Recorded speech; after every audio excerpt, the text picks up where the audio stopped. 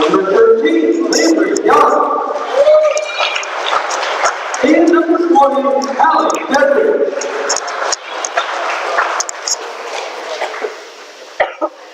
Now, for the home team, the Tipton Cardinals. Good evening and welcome to the opening night of the 2020 MRVC I-70 Crossfire Basketball Tournament. I'm Michael Coron. I'm alongside Xander Rao. And Javi Talavera is going to be on the camera tonight. I think, Xander, you're going to start on the camera. Coach Briz is going to take over there for a little bit, and then Javi will be in here later. But we've got a long night of basketball tonight. Starting off here tonight with the Tipton Cardinals versus the Concordia Orioles. Yep, Michael, and this week is going to be a busy week for our broadcasting team, and it's going to be a full week of basketball. So as we get the tournament started, the girls' bracket's going to begin tonight with games at 4:30, 6, 7:30, and 9 o'clock. The number 1 seed on the top of the bracket will be Tipton, taking on the number 4 seed here of Concordia to start the evening.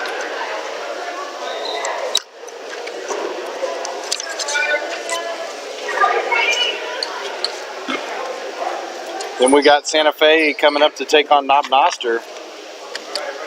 And Xander, you and I will be calling that game as well. And looking at the bottom of the bracket, number 1, Wellington-Napoleon will take on number 4, Lexington at 7:30. Number 2, Higginsville will face St. Paul's to round out the night at 9 p.m. And looking ahead to tomorrow night, the boys are going to be in action with 4 games starting at 4:30 as well. A little bit of action coming off here on the tip. As we get things started, nobody received the tip. Ball goes out of bounds. It's going to go back over to the Concordia Orioles on their first possession.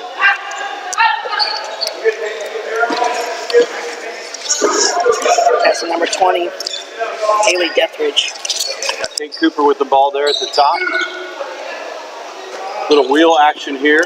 Man-to-man defense by Tipton. Nice over-the-top pass, but a little travel call. She laid it off of the backboard. Landry Yount, but the travel called there by Andy.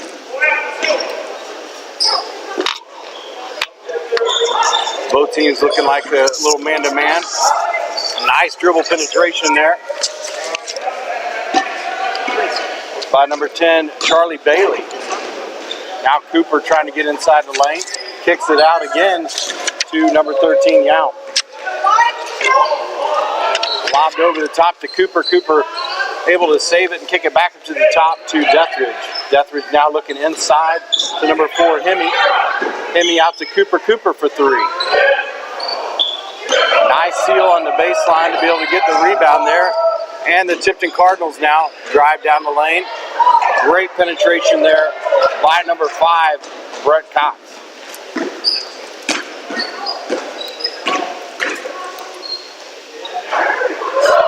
Cooper with a lay-in try of her own.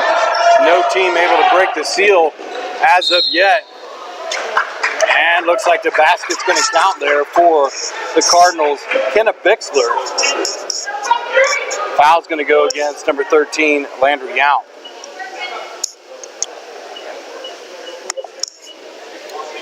Great precision there to bounce it off the backboard to lay it in and possible three-point play. Bixler does sink the traditional three-point play. As Tipton goes up 3-0 in this one.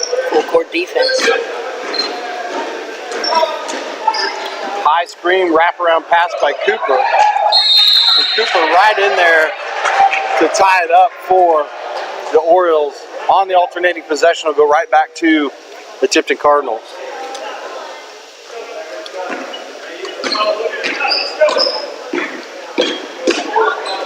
There's that penetration from the top again. A nice lay in there by number 4, Myra Class, for the Cardinals. Good speed. As you talked about, the Cardinals not giving Cooper enough room to be able to get ahead of steam.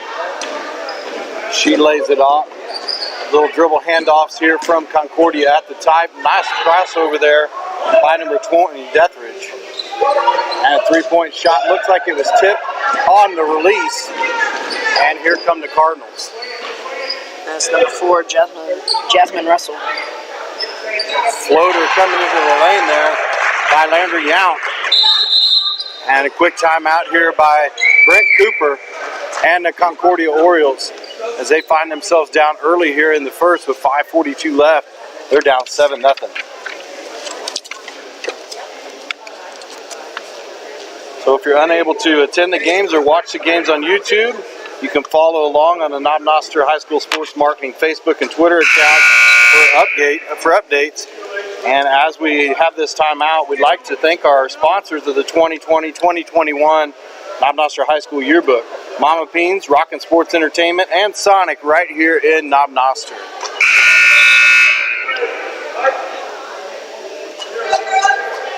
After the timeout, the Orioles will throw it in from underneath their own basket.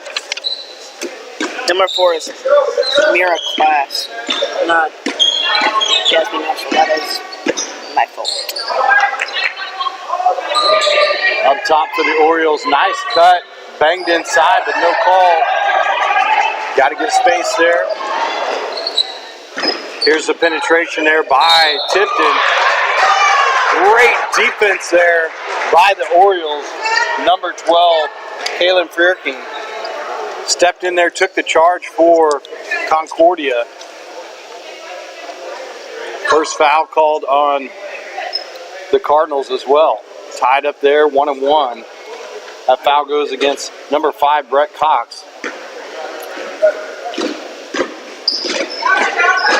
And Cooper trying to get all the way down. Little lob pass from her.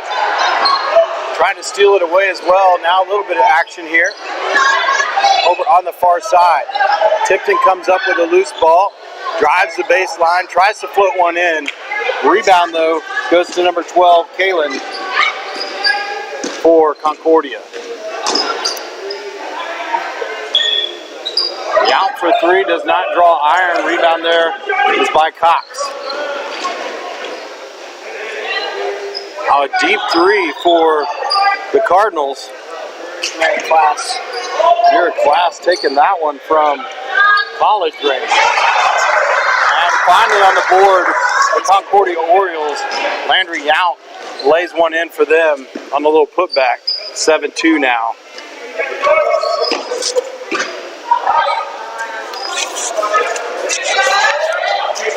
Orioles giving up a lot of paint there, Xander, as we see them defensively to the Cardinals. Cardinals taking full advantage of that. Wow, great catch there by number 22, Briar Cox.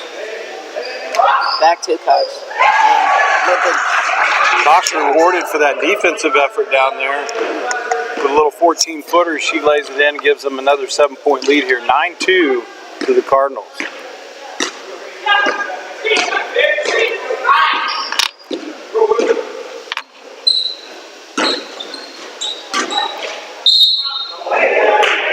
Little reach in there by number 13, Kenna Bixler. Be a throw in on the baseline for the Concordia Orioles. First opportunity to see a set play here from Concordia. Lob pass to Cooper. Pretty quick play, pretty effective play. Cooper just not able to get it over the top of the iron. Not a great pass either by the Cardinals either. And the ball goes right back to Concordia, as Xander says, on the errant pass. And the turnover goes to the Cardinals. Cardinal pressure well beyond the three-point line. Blocked by Briar Cox. Nice pass there from number 5, Cox, to number 13, Kenna Bixler, for the lay-in to give the 9-point lead now to Tipton. Low-scoring game so far, but Tipton so far in the lead. Another not great pass by number 12. Turnover for Concordia is going to go out of bounds, and now the Cardinals get an opportunity to extend this lead. We saw them warming up with those three-point baseline shots. They like to kind of camp down there. Here's a little chance. Nice offensive rebound by Josephine Dickus. Dickus there to get the miss. She puts it up. She gets repaid as she's going to go to the charity stripe for 2.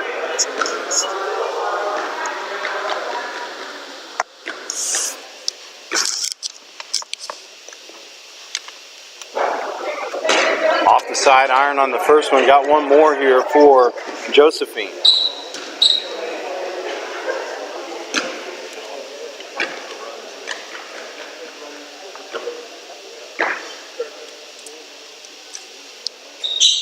Off the back iron. Josephine 0-2 on that one. Nice rebound there by Concordia's number 12, Frierke. Now Cooper. Cooper with a nice pass off to Frierke on the inside. Frierke lays it up and in for the Orioles in their second bucket of the night. Cuts the lead down to 7. And right back at it are the Cardinals. They step on the line, though, as they're trying to save it. The ball goes right back to Concordia. Good shot, though, by Charlie Bailey, but just not enough.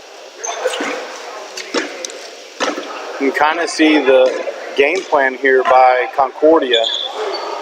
Trying to get on that inside, penetrate, and then lob over the top or drive through. There's a little turnover on the pick by the Cardinals. Nice quick pass up the floor there by Cardinals number 4, Mira Glass. And a good finish there by number 10, Charlie Bailey.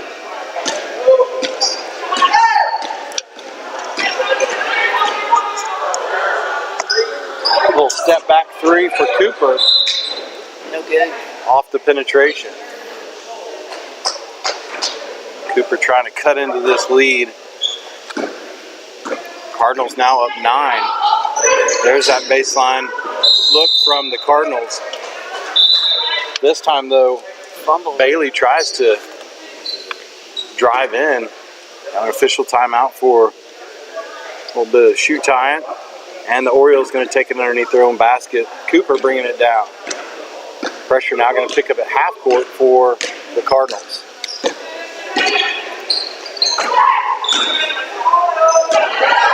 Mishandle. Cardinals right there defensively again. Nice look up. Probably a bounce pass would have been the better idea there. She had drawn the defender, though, of Cooper. Had 2 over on the opposite side. One more dribble and a bounce pass, and that would have been an easy layup for the Cardinals. Overpass by Charlie Bailey.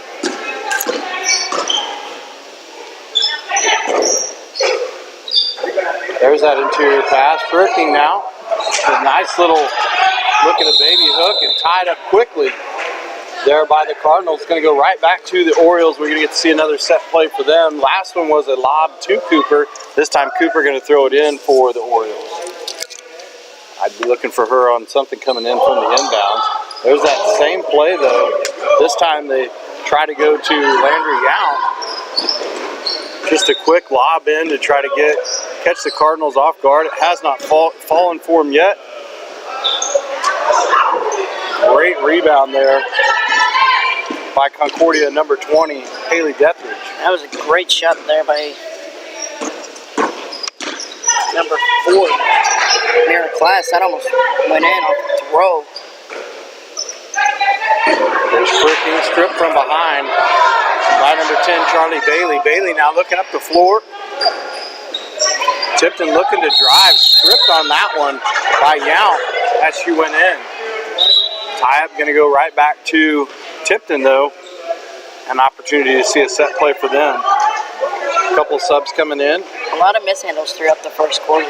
Olivia Wolf checks in, and then number 23, Hannah Nelson, checks in for the Orioles.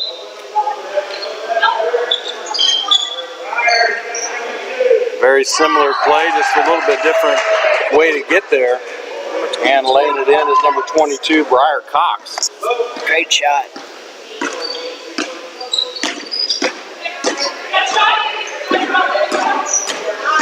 Coach Cooper's trying to figure out a way to stop these Cardinals. Nice job there on the rebound by Cooper. Cooper with 0.8 seconds left is going to go to the line to shoot 2. Great clock recognition by Cooper. Now at the line for 2.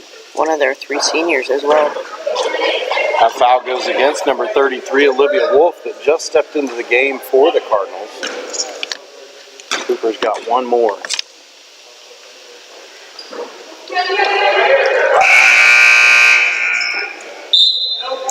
And a quick play there by the Cardinals. They were set and ready for an opportunity to try to get a shot, but with 0.8 seconds, it's kind of difficult. Definitely no way you're going to be able to get a pass and then a couple dribbles and a look. But as we said at this one, the Tipton Cardinals lead the Orioles 15-4 going into the second.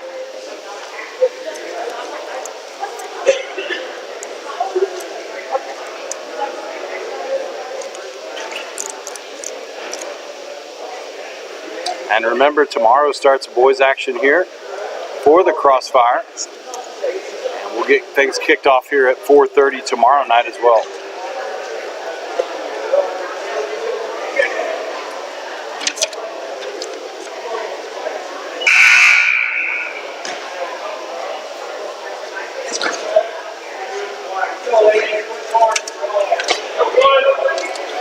Once again, we are in game 1 of the 2022 MRVC I-70 Crossfire Tournament.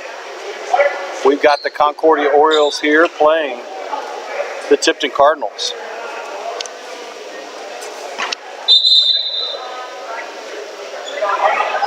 Getting set here for the second quarter as the Cardinals lead this one 15-4. We are underway as Concordia's Cooper brings it up the floor for the Orioles. There's that pressure there by the Tipton Cardinals. Almost stripped and taken care of there by Concordia number 4, Olivia Hemme. Slow start here, but now Tipton's picking up the pace. Yeah, Tipton trying to get up the floor quickly and catch the Orioles off balance. There's a little cut there by the Cardinals. Wraparound pass. Just short. Just short, but rebounded there by the Orioles number 12, Kaylin Frierking. Frierking taking those positions inside. Cooper with a little hesitation move. Nice job by her.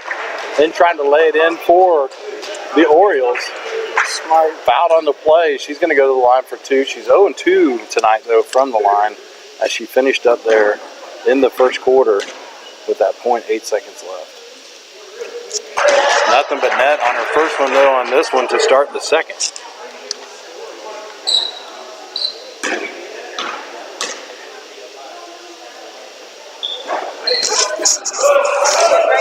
Rebound there goes to the Tipton.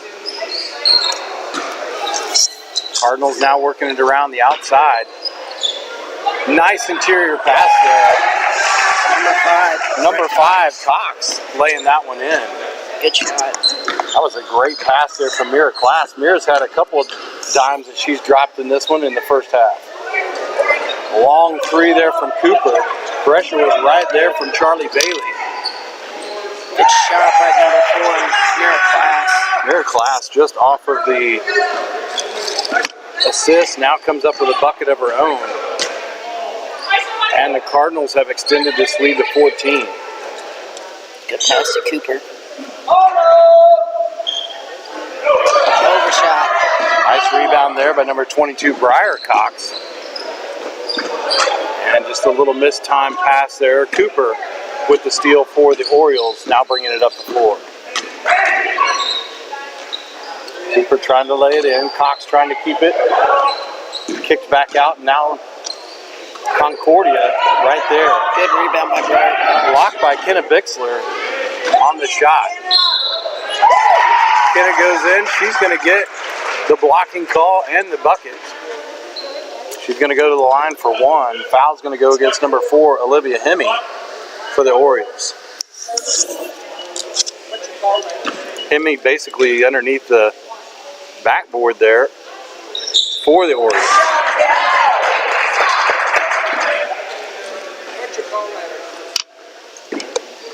We're just on YouTube.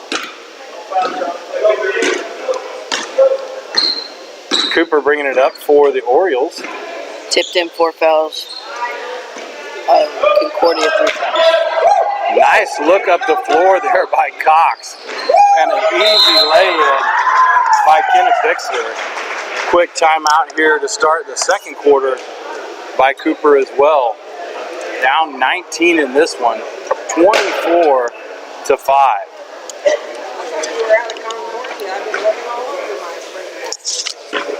Nope, we're on YouTube. You can just look on YouTube and look for Knob Noster events, and you can listen to the videos all week long, boys and girls.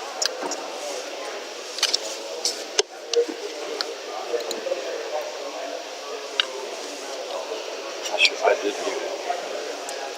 I didn't.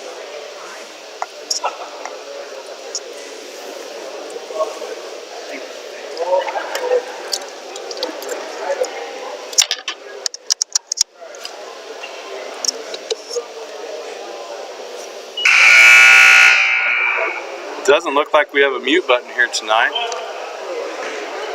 That may not be a good thing.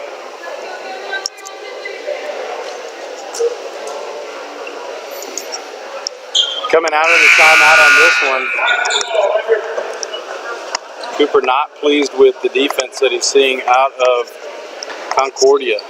Saw his frustration as he came with her to the sideline.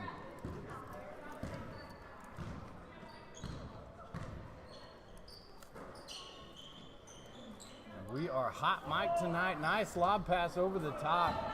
Good try by the Orioles out of the timeout with a set play. But right back at them are these Cardinals. Trying to put it back in there is Brett Cox. Cox going to go to the line to shoot 2. Brett and Breyer both out there.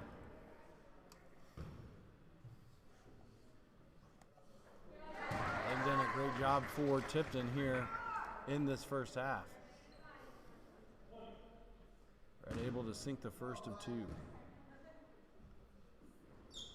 Drops in the second of 2 as well and extends the lead to 21.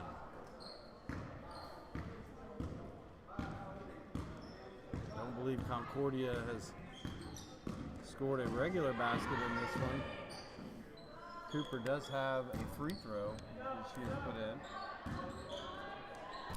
And a block by Breyer Cox. 2 hand block there, almost like a volleyball block there for the Cardinals. Now Brett trying to lay it off to Breyer, but stripped away by the Orioles, and here comes Concordia. Looking for Cooper, cross court. Cooper looking for Frierking inside. Frierking loses it off of her knee to number 13, Kenneth Bixler.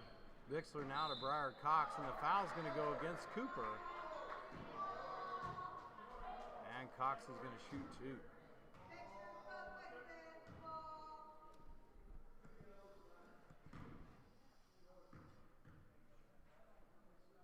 Breyer Cox able to sink the first.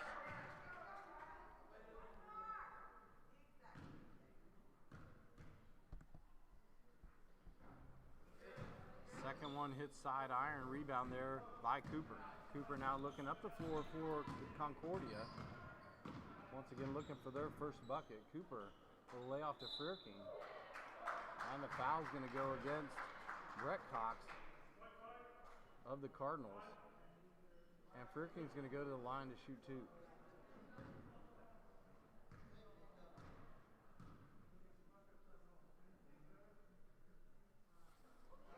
Frierking sinks the first of 2. Nothing but net on that one. Great form. Substitute checking in for Concordia's number 11, Emily Wilkins. Wilkins steps in for Olivia Hemme. Give her a rest. Frierking's second free throw goes off the back iron, and here comes the Cardinals.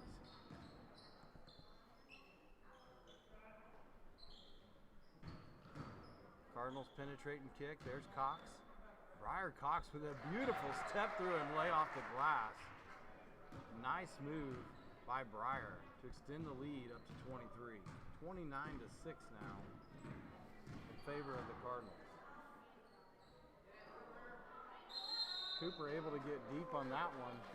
Foul's going to come from Briar Cox off the offensive rebound, and Cooper's going to go to the line to shoot two.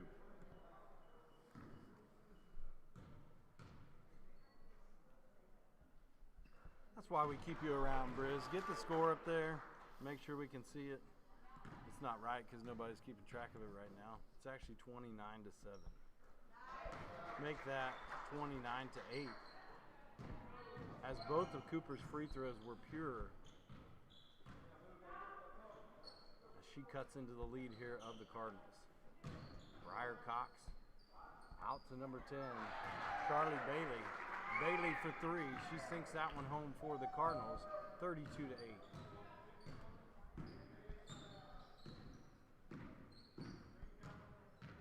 Cooper now looking for some help. Lays it off to number 13, Landry Yount. With a reverse layup, rebound goes to Briar Cox. And now a little push here by the Cardinals. Up to Brett Cox, but off her hands just a little bit out of reach. The ball's going to go back to the Concordia Orioles.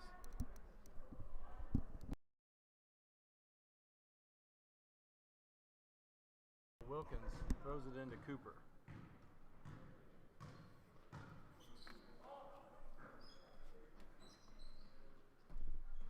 Cooper now with the ball for Concordia. Closely guarded here by Charlie Bailey. Bailey has been on her all night long. If it hasn't been Bailey, somebody has been right up on Cooper.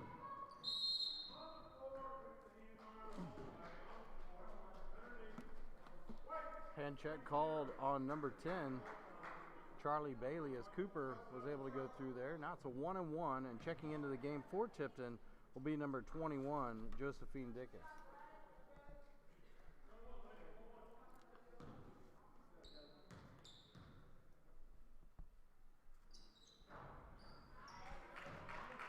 Crucial one hit by number 3, Cooper. Bonus coming for her. Kate's done pretty well here at the line for Concordia. Able to sink that second one as well.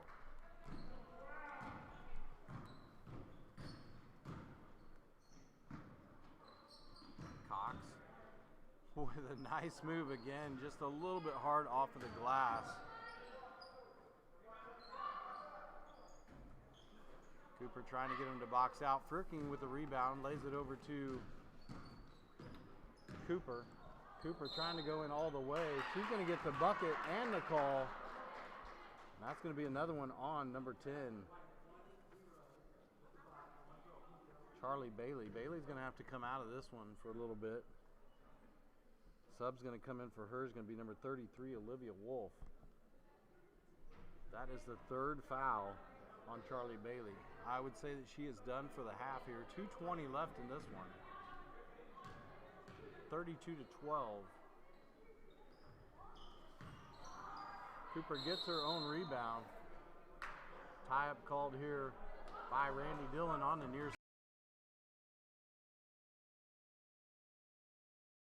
Who's coming in for the Orioles. It's going to be number 15, Addison Ropey.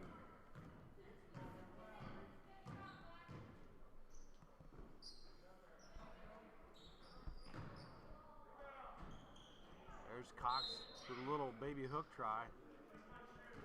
Push going to be called against the Cardinals on the rebound. Foul's going to go against number 22, Briar Cox. She fought a little bit too hard for that offensive rebound, and probably not the Concordia Oriole that you want to send to the line, as Cooper has been to the line quite often tonight. Down by 20 here, 32-12 with 2:06 left. She sinks the first of the 1-1.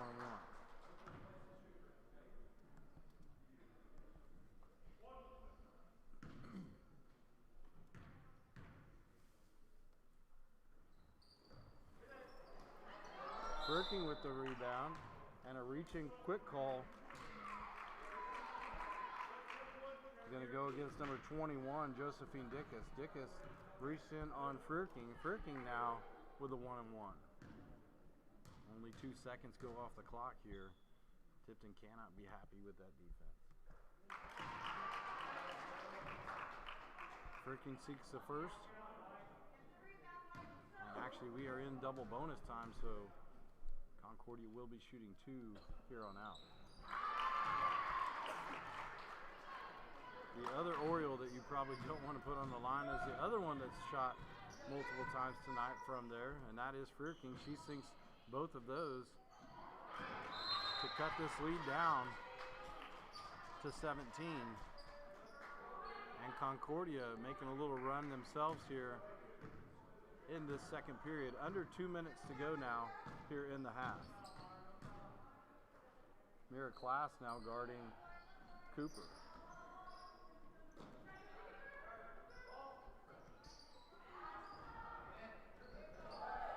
Off the bench and firing there is Addison Ropey. Is a great shot by her, just did not have enough on it to get up over the rim and go in for the Orioles.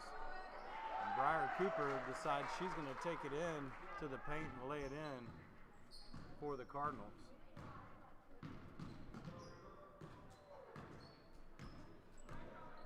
And Kate Cooper.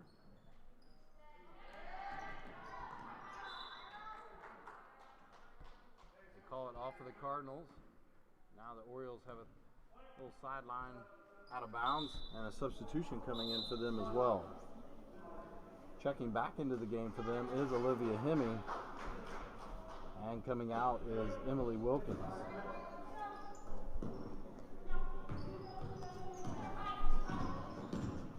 Kate Cooper trying that little wraparound pass. And travel called before the reach-in. Actually, we have the reach-in call. Foul's going to go against 22, Briar Cox, and that's going to be her third. So the only thing that is hurting the Cardinals right now is a little bit of foul trouble here in this first half. They've got 2 players with 3. Coach is going to keep Briar Cox out there for the last 59.3 seconds.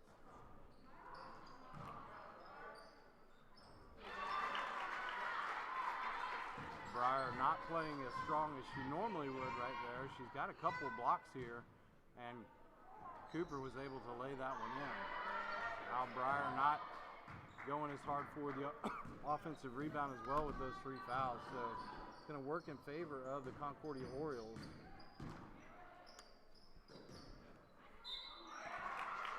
And another foul called on Tipton on the displacement. That foul is going to go against number 33, Olivia Wolf.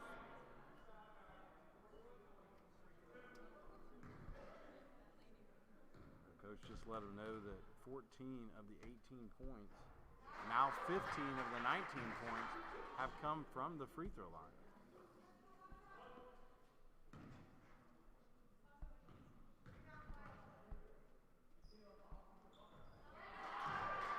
And 16 of the 20, so Concordia is staying alive on that free throw line. The lead is now cut down to 14. One time it was up to 24. Interior pass to Cox.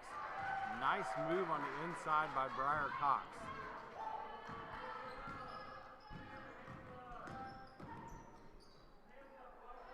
Briar Cox with a steal as she slipped into the passing lane, now trying to go in for the layup. Able to get the layup for the Cardinals, and that's how we'll end the first quarter. Little 4-point run there by the Cardinals to take the lead back up to 18. 38-20 here as we go into halftime.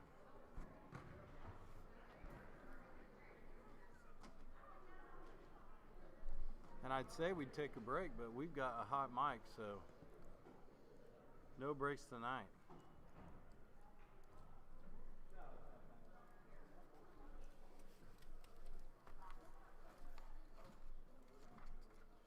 We've got a lot of action tonight. Once again, this is Tipton taking on the number 4 seed Concordia to start things off. Directly following this, we've got our first Knob Noster home game here that we'll be calling. It'll be Knob Noster versus Santa Fe, starting at 6 o'clock. I hope it's not 7. And then looking as we go on, the bottom of the bracket, number 1 Wellington-Napoleon will take on number 4 Lexington at 7:30.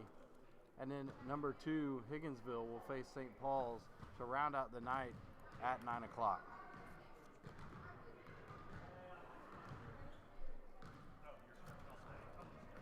And once again, we'd like to take an opportunity to thank our sponsors. Mama Peen's right here in Knob Noster. If you're looking for some good Thai food, just step into Mama Peen's and enjoy that right on Main Street there of Knob Noster. Rockin' Sports Entertainment right at the end of Pine Street there in Warrensburg. If you're looking for a gift and you want something vintage, Rockin' Sports, that is the place to go. And then Sonic right here in Knob Noster, they are a great sponsor for us, always have been. Take care of us during football, take care of us during basketball, sponsor our yearbook for these kids. They do a tremendous job. Not only that, but they are always willing to give out certificates and free coupons for students that are being awarded at our board meetings, at our Students of the Month, anything that's coming through here. And not only that, they take good care of our teachers as well, giving us multiple free Route 44 coupons. So we truly appreciate the sponsorship and the partnership that we have with Sonic right here in Knob Noster. 3 great local businesses for everybody to be able to go and hopefully patronize and make sure that we keep them in business for a long time. They definitely do a lot to support the community and to support these kids every single night. And if you're looking to sponsor the 21-22 yearbook, you can contact Mr. Brizendine at Knob Noster High School. Just look on our contact page there, look for Mr. Brizendine, and Mr. Brizendine will get you set up, and he will get you able to sponsor this yearbook that's coming up, so we can broadcast you as well right here on our YouTube channel, get your name out there as well. This is once again the I-70 Crossfire here for the MRVC. And you can see down there, we've got the KN right at the middle of the court, but you hear the balls bouncing. Knob Noster is out there shooting around to get warmed up for their game versus Santa Fe after this next half of action here with Concordia and Tipton. You see the scoreboard across the bottom there? Tipton leads this one by 18, 38-20.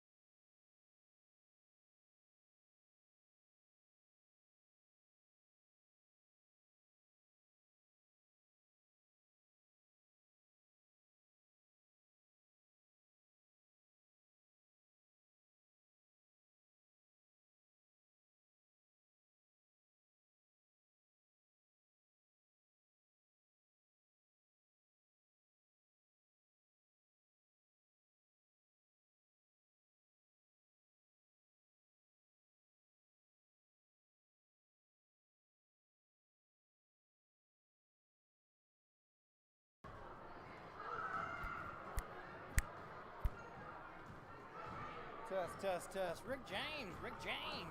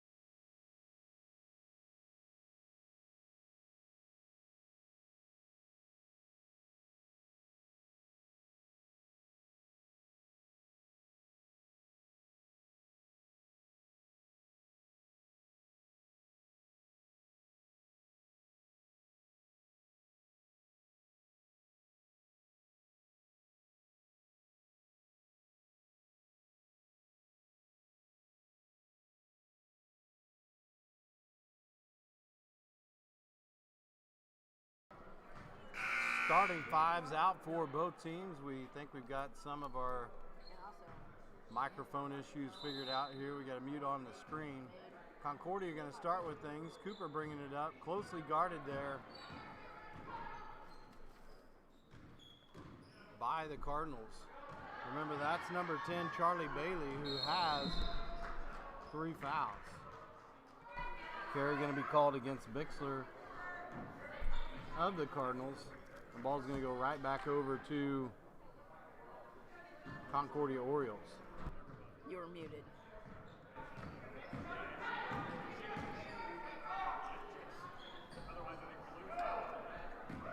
And here comes the Cardinals. Number 4, Mira Class. Class laying it into Briar Cox. Cox with a little up and under. Nothing that Cooper could have done. That was great defense. Just even better shot by Briar Cox. Cox has quite a few for the Cardinals on that inside. And Cooper dribbles into an illegal screen. Mira Class called on that one for the Cardinals. There's Brett Cox. Nice rebound there by Charlie Bailey. Bailey playing with 3. She comes in and gets the offensive rebound. And just like that, it bumps right back up to a 22-point lead, 42-20. Should be our scoreboard. Cooper lays one in off the handoff from Frierking. Number 13, Bixler. That's for Class. Cox to Cox on the inside. Baby Hook trying to use the glass. Rebound by Cooper.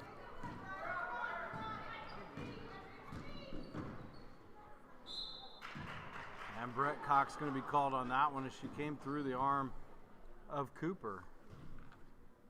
Concordia has just lived at the free throw line tonight.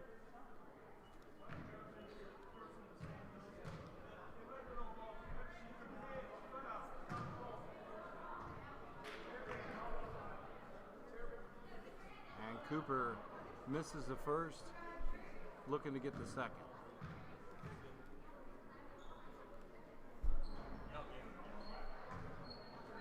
A rebound by Brett Cox.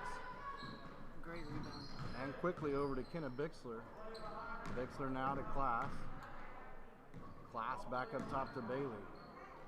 Bailey with a little floater gets her own offensive rebound. She's going to be repaid for that one as she's going to go to the line. Foul's going to go against number 4, Olivia Hemme of the Orioles. Charlie Bailey just never gave up on that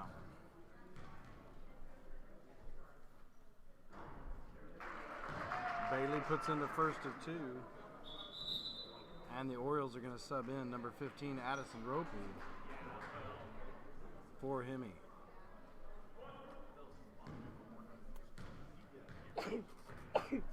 Buzz. Charlie Bailey off the mark on the second one. Rebound goes to Firkin. Cooper closely guarded there by Charlie Bailey. Bailey has been right on her all night long. Handoff by Firkin. Cooper splits the defense.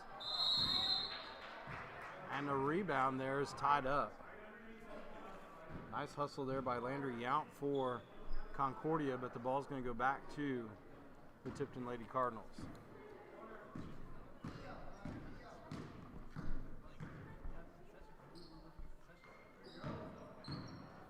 Cardinals quick passing, and Brett Cox driving that baseline. But the rebound goes to Firkin, and here comes Cooper. Kate Cooper splits the defense, lays it off. Ball goes back up top. Concordia for three. And right there is Yount again. Yount trying to get that rebound, fighting hard for those offensive rebounds for the Concordia Lady Orioles.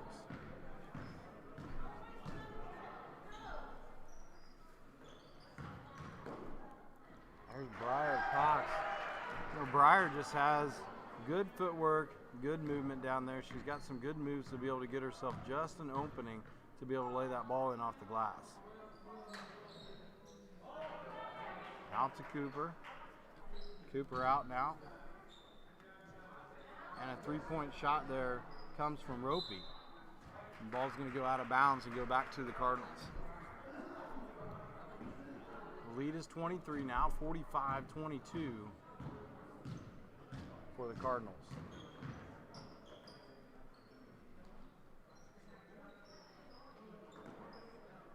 Quick ball movement here by Tipton. Number 13, Kenna Bixler banks one in for the Lady Cardinals. She hesitated at first and the defense did not come out on her. She made the Orioles pay for that one with a bank off the glass. Good defense here by the Cardinals. Interior pass to Firkin. Firkin looking for that little baby hook as well. Rebound's going to go to Briar Cox though. Cox looks up the floor. Nice layoff there. And a good battle there for the rebound by Firkin. Rob shot there. Should have went in, but double hit off the rim. Nice save there, and Ropey's able to put it in. That save come from number 13, Landry Yount. Yount in there trying to get everything she can offensively for the Orioles. And a little mistimed pass there for the Cardinals on the turnover with the traveling call. Ball's going to go back to the Orioles. And Cooper runs right into that defense of the Cardinals again, right at half court. Ropey not afraid to take those threes, dribbling around the outside, skip pass over the top. This time Yount's going to take her own. Got boxed out hard, now has to get back defensively for the Orioles. There's Brett Cox looking for the cutter. And stripped away by Hallie Deathridge and the Orioles. Number 13, Kenna Bixler is immediately double teamed by the Lady Orioles because she's been doing very well in this game. Checking into the game for Concordia is number 21, Josephine Dickus.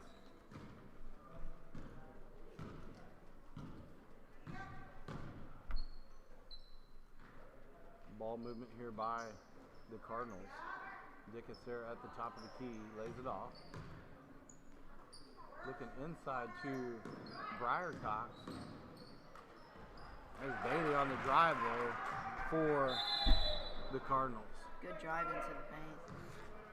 They're up 26 in this. Yeah, number 11, Emily Wilkins, is going to check in during this timeout for the Concordia Orioles. Tipton calls that timeout. Just looking to give a little bit more information to his team here. Up 26 in this one, 50-24. be back in a short minute. The hospitality room is making both not my least favorite food.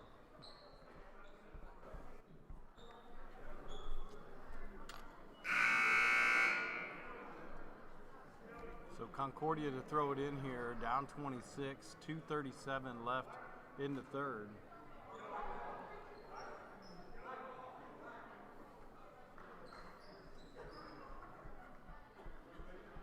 And should have been able to check in there.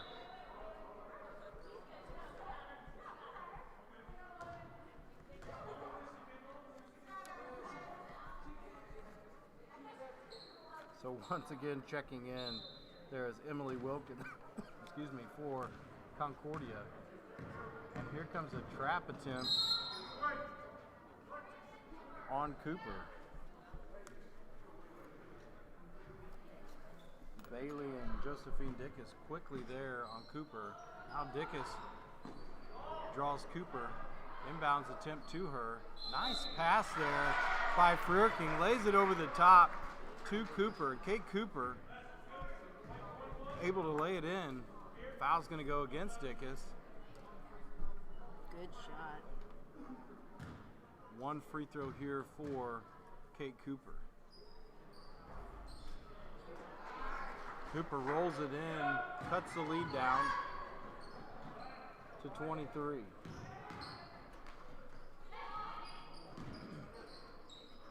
There's Dickus. Back up to the top to number 4, Mira Class. Class kicks it out.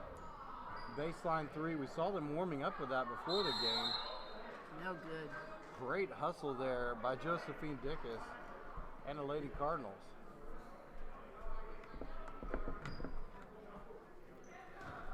Here's that pressure again on Cooper. Great pass there by number 11, Madeline Hagerman. Yeah, just trying to keep it out of the hands of Cooper. They've been closely guarding her all night long. Now giving a little bit of pressure to her and a little trap look. But Freerking able to get the rebound there and lay it in for Concordia. Good shot there by Caitlin. Up and under, the ball is going to go back to the Orioles. Yeah, as you said, just a good rebound there by Caitlin Freerking as she's able to wrestle that one in for Concordia and then lay that one over the rim for the Orioles. Josephine Dickus showing some hustle out there for the Cardinals, but the ball goes off her out of bounds. Inbounds play here for the Orioles. No lob this time as they try to get things set up. Good catch by number 11, Emily Wilkins. Deathridge to Cooper. Cooper now with about a 17-footer. And Yount keeps it alive. Freerking is going to get the benefit of that, but that hustle play once again came from Yount to keep that alive. Landry Yount doing everything that she can to do anything offensively for the Orioles. Gets that one as she comes out of bounds. It goes out of bounds and lays it back to Freerking. Freerking going to shoot 2 here for Concordia. That was a great save there by Concordia.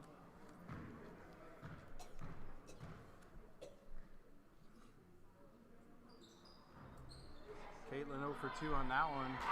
But right there is Yount to lay it back in for the Lady Orioles.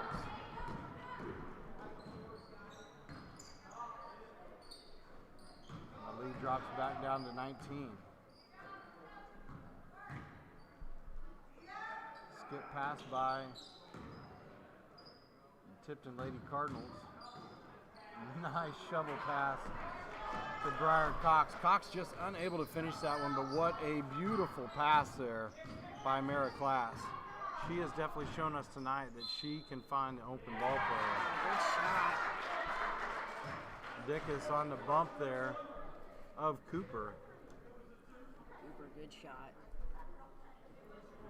Cooper is going to be rewarded for that one. She goes to the line. Down 17, 41 seconds to go in the third.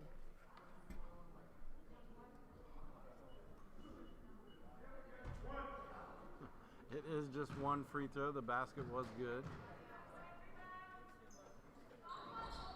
That one's good too. Cooper lays it in. They cut the lead to 16.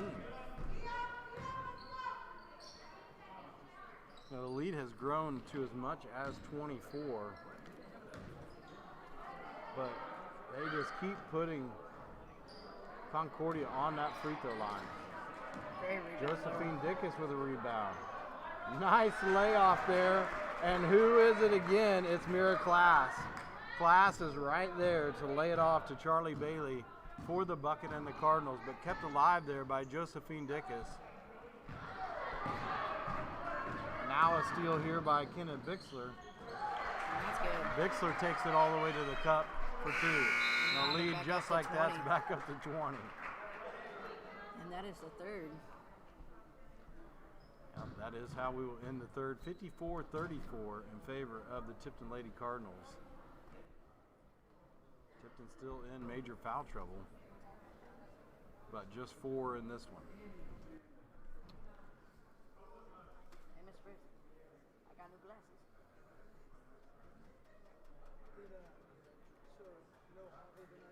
No hobby. He said he's stuck at home.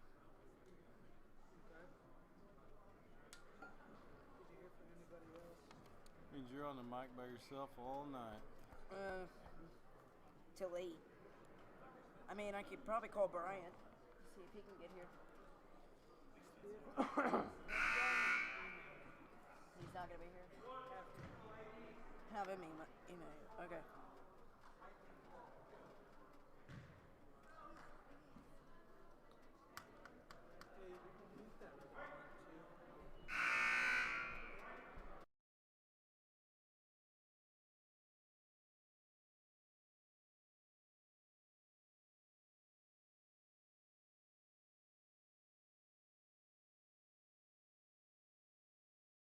Of the fourth quarter,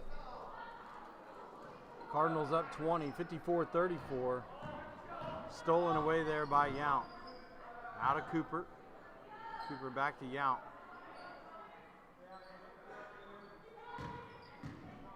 That defense of the Cardinals is just right on you all night long, especially on Cooper. Kate Cooper now draws 2. And Yount once again keeping it alive for Concordia. Cooper trying to repay her with a little assist, and the ball's going to go back to the Orioles.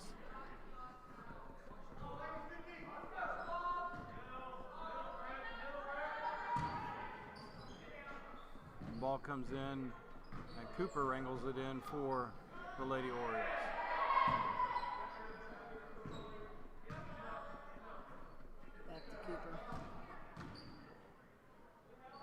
Cooper finds Yount over there for 3, just off the back iron, but Frierking is right there for the rebound. Is able to get it into Cooper. And just another foul and another opportunity for the Orioles to shoot free throws tonight. It's going to make it difficult in the scorebook as you got to put the 2 circles and fill them in on the make. There's a fill in right there by Cooper. Good shot. Going to run out of room there on the scorebook for free throws. Another good shot. Cooper 2 for 2 there. Cox quickly in to Class. There's Brett Cox on the drive. But Breyer on the rebound kicks it back out to Bailey. Finally cleaned up and laid in there by number 4, Mira Class.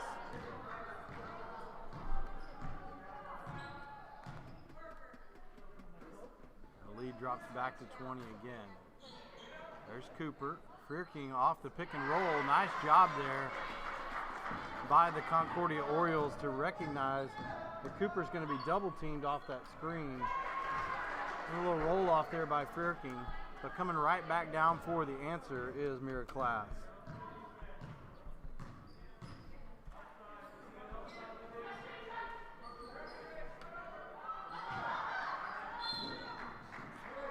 Class just trying to knock it loose from Yount and steps out of bounds.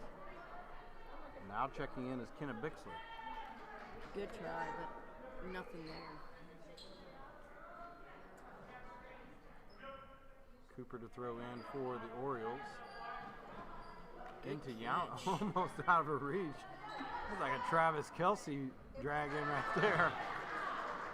And Kate Cooper able to knock down about a 10-footer for the Orioles. Cox to Cox, and Breyer finishes it from the pass of Brett.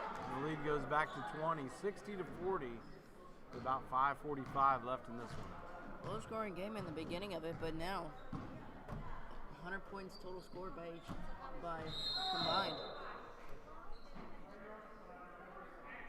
Bump from behind. Bailey just didn't know where she was defensively and accidentally ran into the back of Dethridge. Unfortunate for her. Next one's going to be a 1-and-1 also for Concordia. Good shot. Cooper with about a 17-footer there. Nothing but net. She just drained that one. She's on a roll currently. Good pass.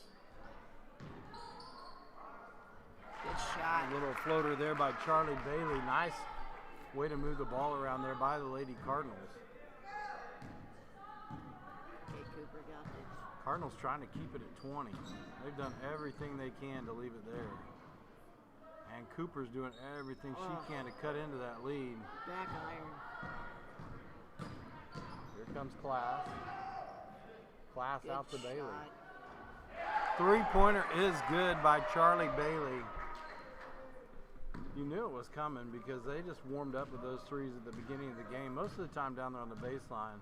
But Bailey has been spotting up the last 2 or 3 times down the floor, trying to get that in Class. Wow. Able to get that one from her. Hemi with a great block. No, That's Class again. Class with a great block. Briar Cox keeps her pivot foot, able to spin on that one, but unable to finish.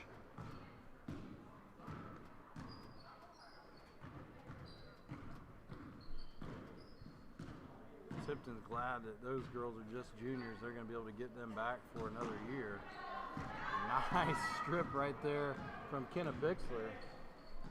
Bixler trying to go all the way. A little slow to get up, but she's getting up.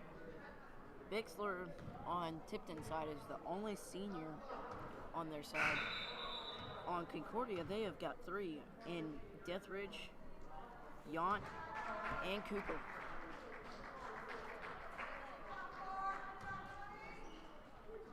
Now, senior year for Kate Cooper, and also Brent Cooper, coach there, will be retiring at the end of this year. Congratulations to him. Briar Cox Bixler on the just rebound. short. Pass out to Class. Good shot. Class with some nice penetration into the paint right there and is able to lay it in. Back up to 25. Touched a little bit of backboard and then rolled in, and as Xander said, she extends the lead to 25. Cooper overshoots.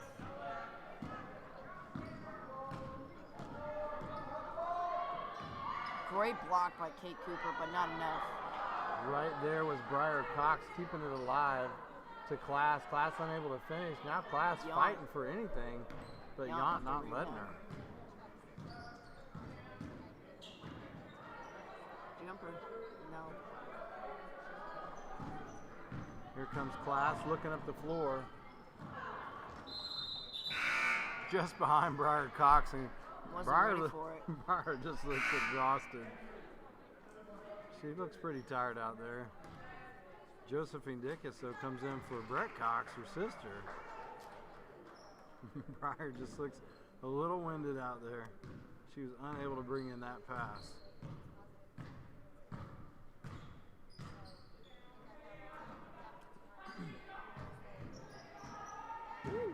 Good move. That is just stifling defense. All over them is the Tipton Lady Cardinals. Here comes Dickus over to Charlie Bailey. Deathridge on the other side had a good move.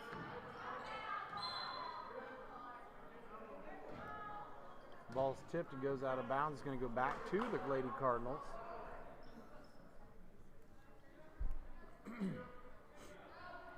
And Bixby to throw it in. As Xander said, the lone senior. Long three-point try there by Class. A lot of juniors college on this, range. A lot of juniors on this Tipton team. Blocked on the way. Dickus quickly brings the ball up the floor for Tipton. Class. Now Bailey back to Class. To Bixler. There to is Blair. Cox. Nice. O'Brien. Blair Cox just lays that one in as well. I'd like to see her tagline because I know offensively she has done great tonight. Up to 27 now. Good rebound. And a block by Cox. Dickus gets the rebound, or gets the steal off of the block. Bixler. Bailey.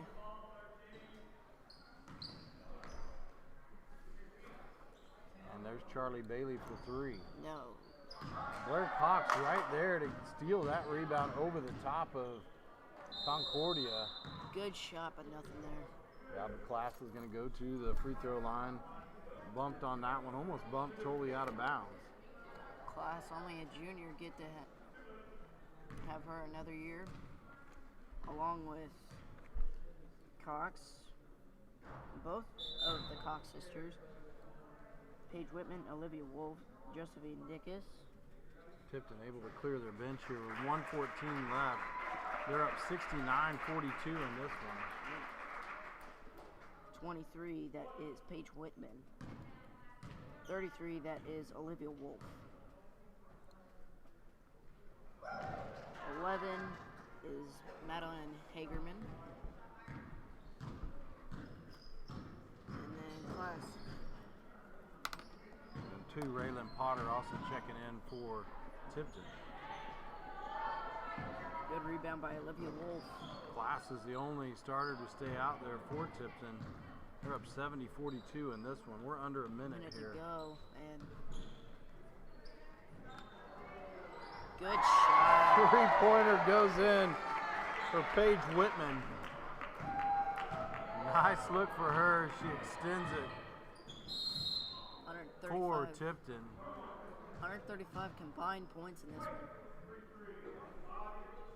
Up more than 30, so running clock 31. This free throw is probably going to finish things out here for the game as Kate Cooper finds herself in a familiar spot Good shot on the free too. throw line here tonight.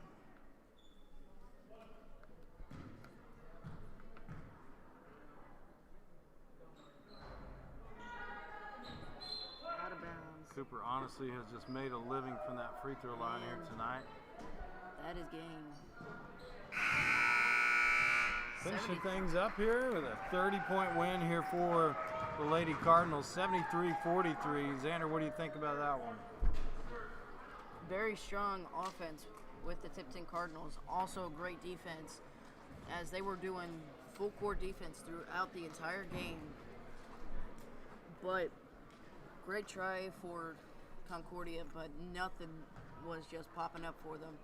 73-43 is the end score here, and we will get another game to you right also in about 10 minutes.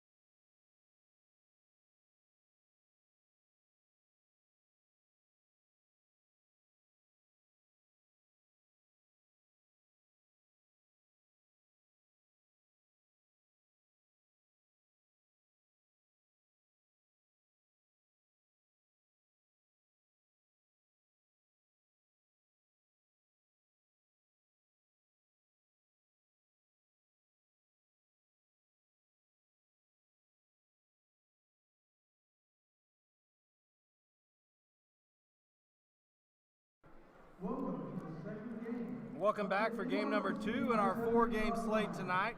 I'm Michael Coral, and I'm alongside Xander Rao, and we've got Derek Brizendine on the camera tonight. It is an A-plus crew.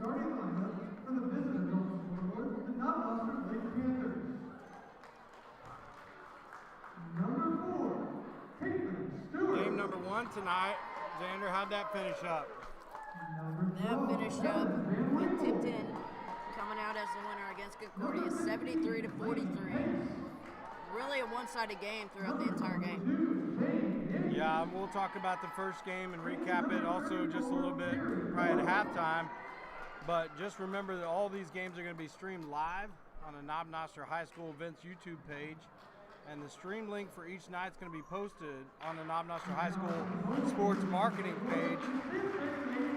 And the day of games as well will be on there. If you're unable to attend the games or watch them on YouTube, be sure to follow along the Knob Noster High School sports marketing Facebook and Twitter accounts for updates.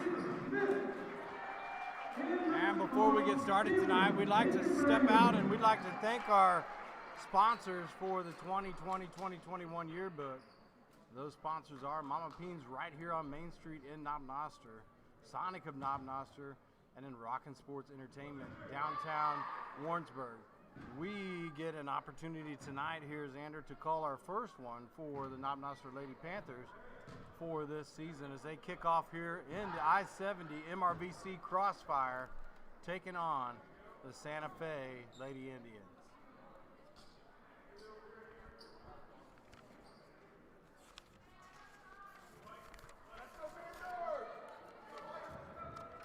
Starters out there on the floor. They've got number 33 out there, but that's really Perry Warwick is number 34, wearing number 33. Santa Fe starts things off quick with a bucket. Laney Pace brings it up for Knob Noster. Up at the top is Yates. Yates over to Pace. Looking up top also there is number 4, Caitlin Stewart. Number 12 right there is Heaven Van Winkle. Baseline here. Foul's going to go on number 4 for Santa Fe. Jasmine Russell. And an inbounds play here for Knob Noster Lady Panthers. First opportunity to see a set play for them. Kick around to Yates. Yates looking inside. Now looking to drive for Knob Noster. Kick out to Pace. Pace for 3! It is good. Pace drops it in. First bucket for Knob Noster Lady Panthers here. Great shot. And right there, I believe that's Perry Warwick, if I'm not mistaken. Warwick going to get charged for the foul, though. Yes. Was not straight up, just bent her wrist just a little bit. Going to stick on the line, number 5, Ava Schmidt for Santa Fe. Santa Fe ties things up now, 3-3 on the made free throw. Van Winkle and Yates to box out.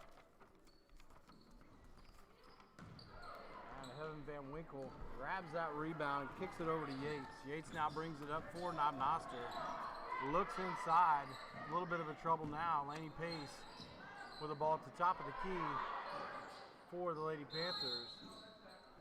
And that's a great call over there on the side by Randy Dillon.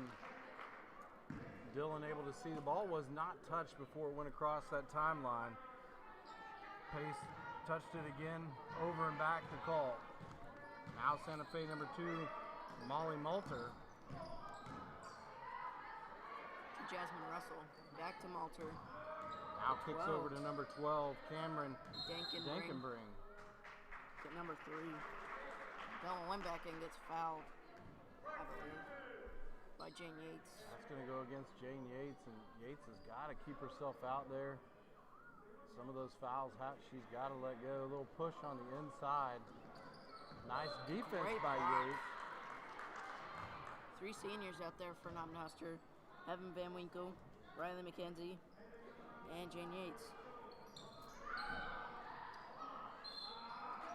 Bumped on the way up is number 5, Ava Schmidt. Schmidt going to go back to the free throw line where she is 1 of 2 here tonight. Van Winkle gets fouled. Two that we definitely do not need to get into foul trouble there are Yates and Van Winkle. Number Both, 5. as you said, that senior leadership. Ava Schmidt only 1 for 3 already in free throws. There's 2 for 4. Ava's second one is good and gives Santa Fe the lead back at 4-3. Laney Pace to Yates.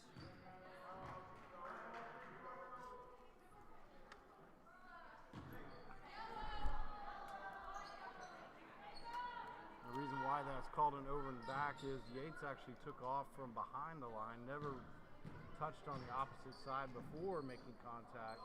So the over and back call goes against Knob Noster. Good layup by number 3. Bella Limback on the penetration and lay-in for Santa Fe. Good move by Jane Yates. That's Caitlin Stewart. Laney Pace bumped as she went up, no call. And they say play on. Santa Fe up the floor quickly. Good Trying block to get by the ball Van worked Winkle. around. Great defense Great by block Heaven again. Van Winkle. Now Yates on the floor to get it. Looks ahead for Knob Noster. Back out to Yates. Yates for 3. Van Winkle battling Good in shot, there. but no good. Actually, that is number 33, Perry Ward, who battled inside for that offensive rebound. Now Laney Pace to throw it in for Knob Noster. That is called on number 5, Ava Schmidt. Box set here. Ava's first foul, team's second, or team's third. Laney Pace. Bumped by Molly Malter, but she gets rebound by number 4 and in. Jasmine Russell. Got Russell right there. No help back there for Laney Pace, who's trying to guard 2. Russell able to get the offensive rebound and the putback. Good catch by Now Jane Santa Fe Yates. up 5.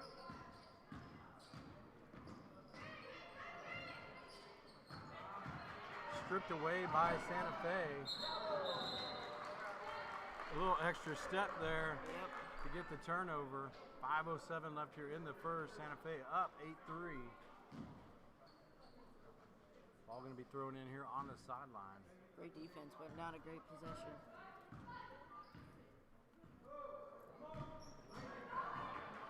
Pace just getting battled over there on the side. Rebound that comes up with it is Bella Limback again. Her second bucket of the first quarter. Another bad turnover by the Panthers. Good shot by Van Winkle, but nothing there. Van Winkle unlucky with that one. Coming up with the rebound with Jasmine Russell. Up ahead to Ava Schmidt.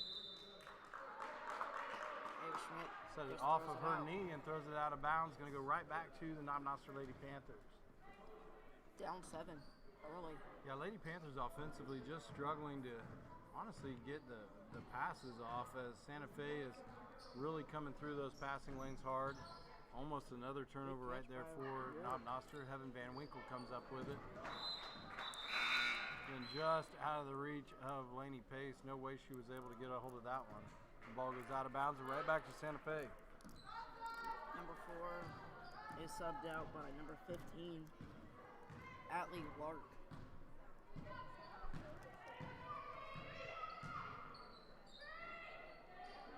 Little flex cut right there by Santa Fe. Knob Noster fell for that one. That's old play, UCLA. And Knob Noster unable to guard the flex there defensively.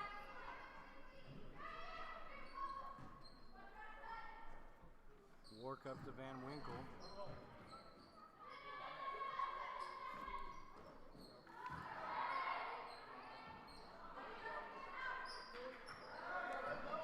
Limback with that rebound, kicks it up to Ava. Ava with a quick pass up the floor and a quick shot by number 15, Atlee Lark. Timeout comes from Knob Noster. It's going to be a 30-second timeout. Going to keep his team on the floor. Down 11 here with 3:24 in the first. Santa Fe really pressuring the ball up the floor quickly. Defensively, just shutting down any passing lane that they possibly can.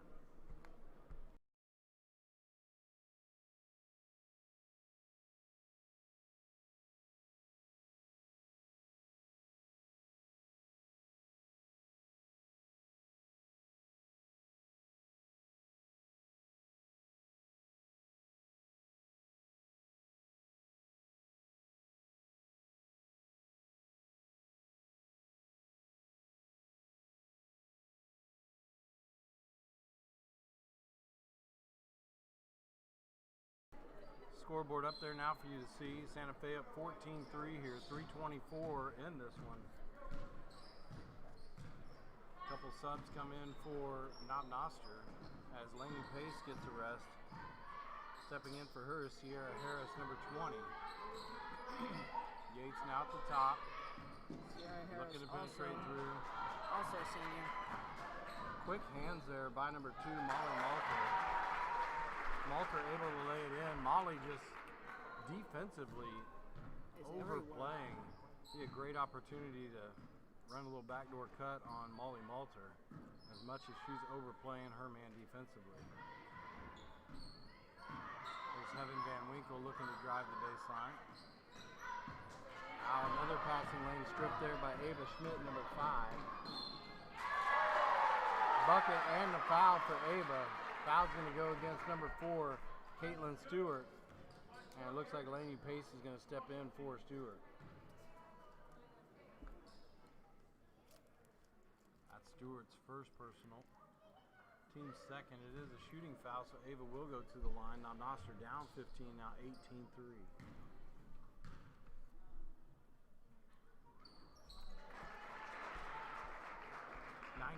with 2:35 here.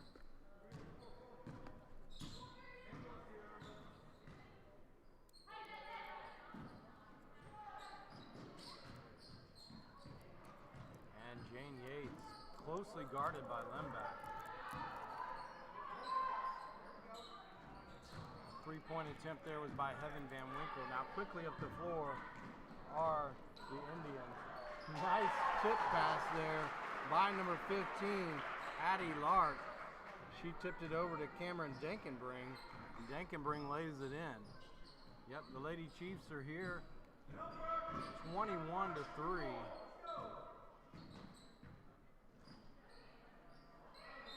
Interior pass, and the push is going to come there by Lady Chief number 12, Cameron Denkenbring.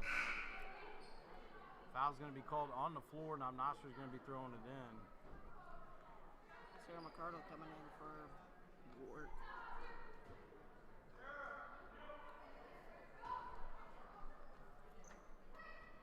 Now McCardle steps out there for Knob Noster.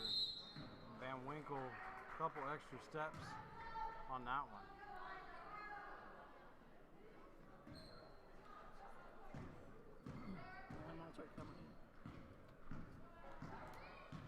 Number 2, Molly Malter there for the Lady Chiefs. Santa Fe interior pass. A little turnaround and put back. Nice rebound there by Van Winkle, and here comes Yates. Spot up there, Laney Pace looking for her 3. Quick out of her hands, may have been touched as it was shot.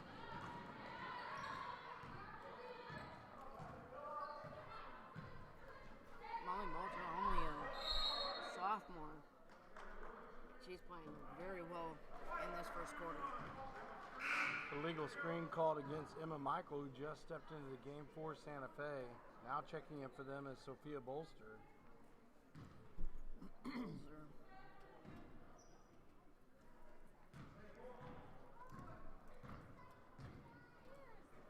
Pace to Yates.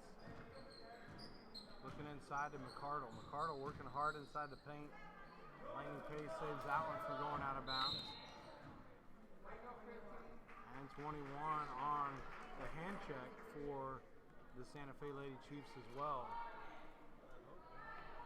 Baseline out of bounds here for Knob Noster. Into McCardle. McCardle had the shot, gave it up to Van Winkle, who now drives.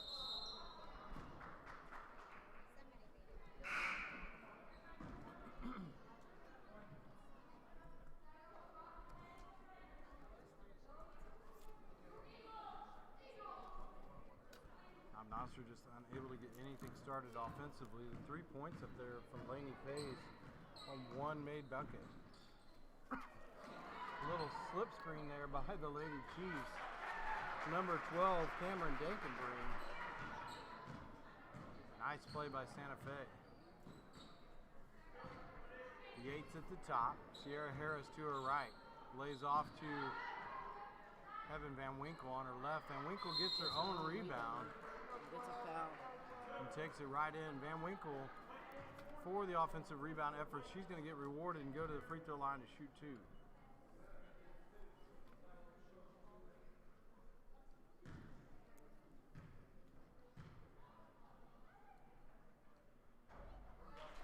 Good First shot. of 2 is made. Knob Noster will also be in the bonus on any foul after this. 26.6 here in the first. So long second quarter coming for Santa Fe with some foul trouble. Both good shots by Heaven Van Winkle at the line.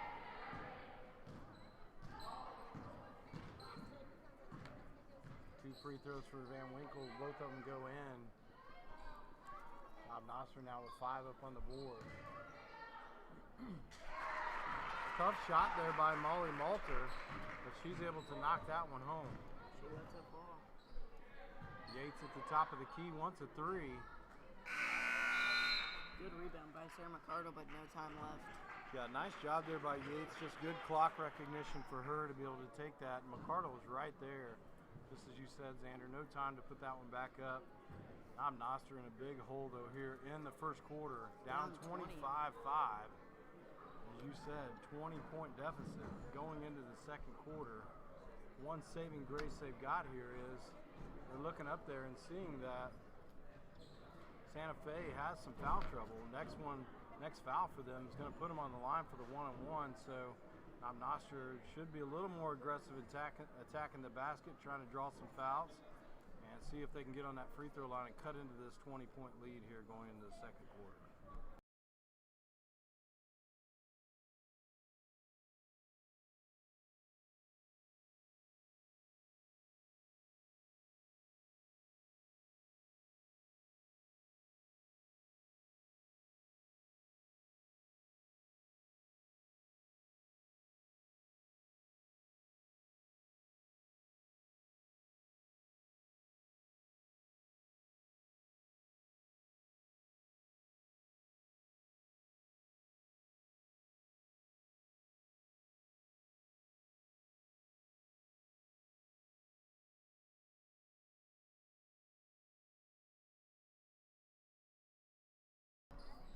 Start of the second, Knob Noster down 20, trying to look to cut into this offensively right here off the start.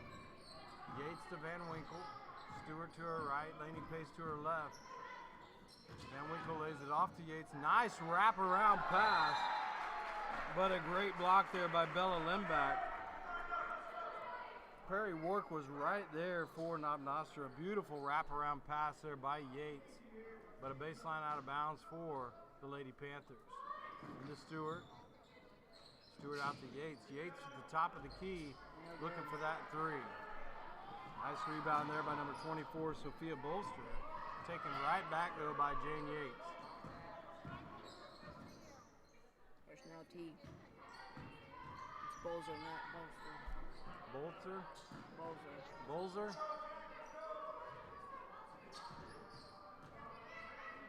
Yates now to Stewart. Stewart with a quick 3. And work over the back.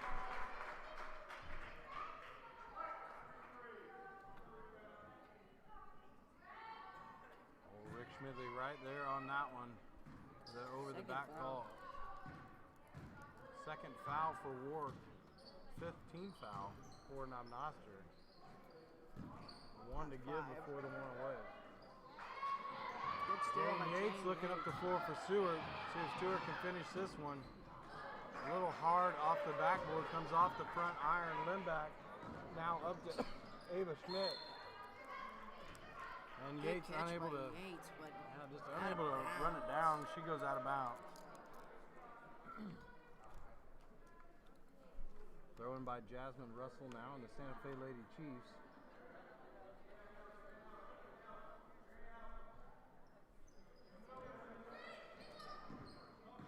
back on the screen. Stewart almost with a steal. She cut through that passing lane. Limback gets down there on the block, able to put it up for Santa Fe Lady Chiefs. Put 2 more up there. And it's a 22-point lead. Laney Pace, no good. Laney Pace looked like the ball was touched again on her shot. A little bit frustrated, but I think the ball's been tipped twice on 2 of hers. Al Van Winkle defensively gets a rebound for the Lady Panthers and brings it up herself.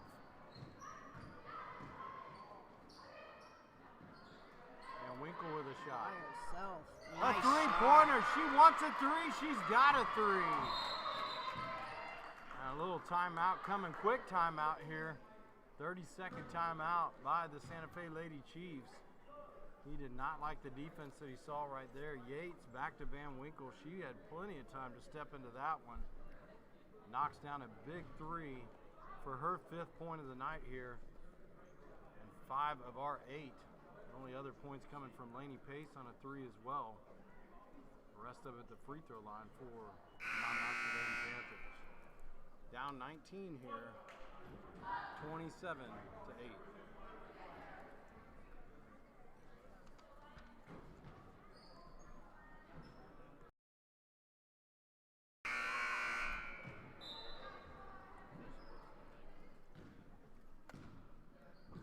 Jasmine Russell to bring it up for the Lady Chiefs. Lays it off to Allie Lark. Lark back to Russell. Interior pass for Limback. And Yates is going to pick up another foul there. Bella Limback going to go to the line. I believe that's her 2nd foul. Team 6.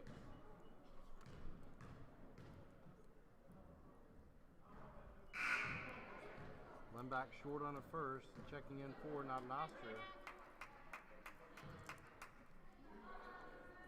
will be number 24. That is Jenna Bazanga. Good rebound by Yates. Bazanga comes in, spots up on the baseline. Stewart with a little screen.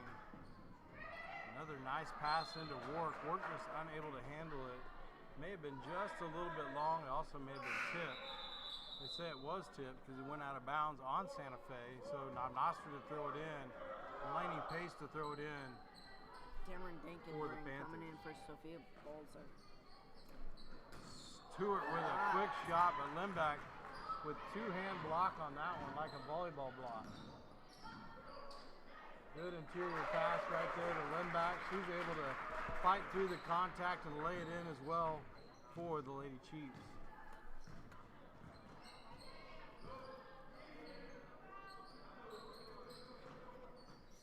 Laney Pace over to Stewart to Yates.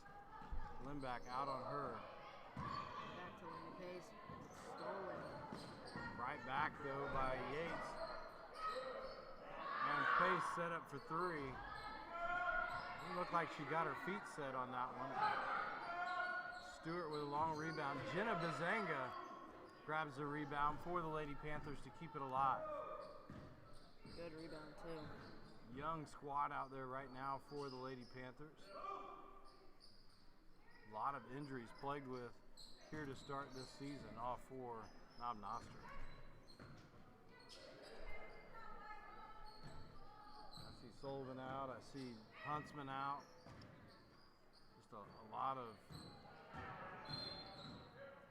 injuries to start the year for the Lady Panthers. Laney Pace is going to go to the free throw line and shoot the 1-on-1. Also earlier this year, Heaven Van Winkle was injured a little bit. Took Knob Noster a long time to be able to get into this 1-on-1. Laney Pace able to capitalize on it there, make this a positive play. And Sarah McCardle steps in for Perry Wark.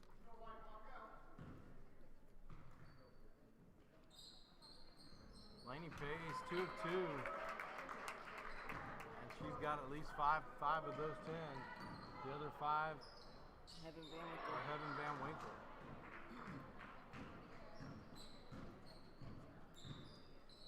Stewart. Jane Yates by herself. Yates back out to Stewart. Stewart was spotted up. Should have taken that. Yates is going to take it. Nice. Yates wants a three, and she's got a three. Down to 16.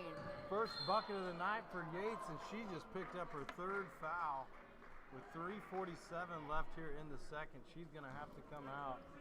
Sarah Harris up to the table to check in for her. 29-13, 3:47. And also checking back in is Molly Malter. Malter just an aggressive defender for Santa Fe. Off the front iron was that one. Stewart looking up to Pace. Pace wisely lets it go out of bounds since it was off Malter.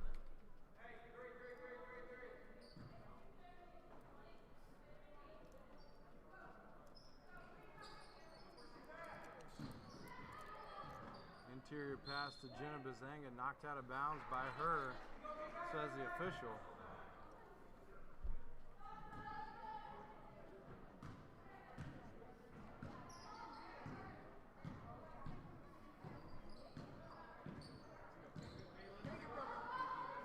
Little screen down, there's that flex cut. That flex cut has just given Knob Noster fits tonight. Best way to do that is just let your inside person play off. You can also switch that screen.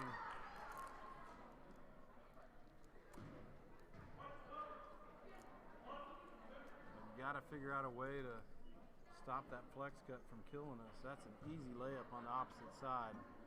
Lainey Pace 2 for 2 tonight from the free throw line. Steps back up there for her 6th point. Cameron Dankenbring with her second foul. Dankenbring, but here comes Heaven Van Winkle stepping For back Jenna in for Jenna Bazanga. Bazanga Shot. with some good minutes. 4 for 4 tonight from the free throw line for Lainey Pace. Still a 16-point lead for the Santa Fe Lady Chiefs. 31-15, 3 minutes left in this half. Molly Malter has that one go off her hands. It goes right back to the Lady Panthers. Sarah Harris now with the pill at the top for Knob Noster. Gives it up to Lainey Pace. Pace to Stewart. Stewart looking into McCardle. Harris now out to Van Winkle. Once again, Yates on the bench. She's picked up her 3rd foul for the Lady Panthers. Stewart, though, with a nice drive. Lainey Pace had her feet set just short on that one.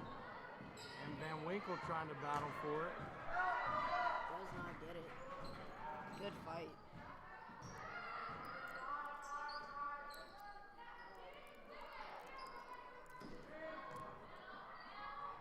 Sierra Harris a little undersized there versus Limback, and Limback takes full advantage of it.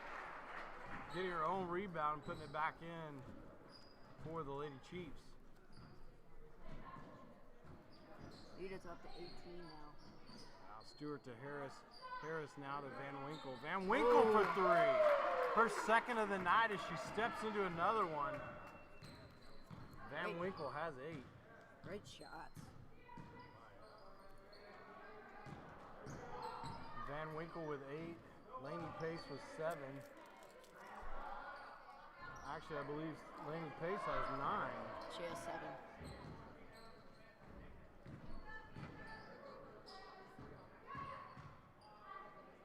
Stewart to Van Winkle. Stewart was a little space there. Probably couldn't have taken a shot. Van Winkle back out to Pace.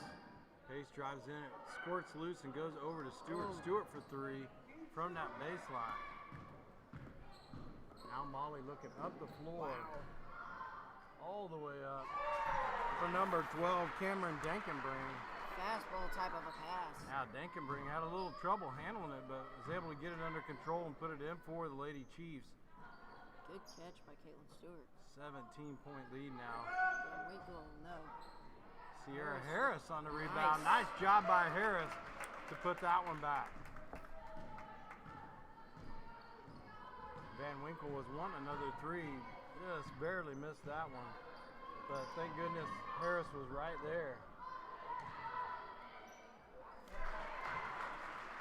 Van Winkle tried the double, and over there on the backside was Ava Schmidt. Schmidt making Knob Noster pay.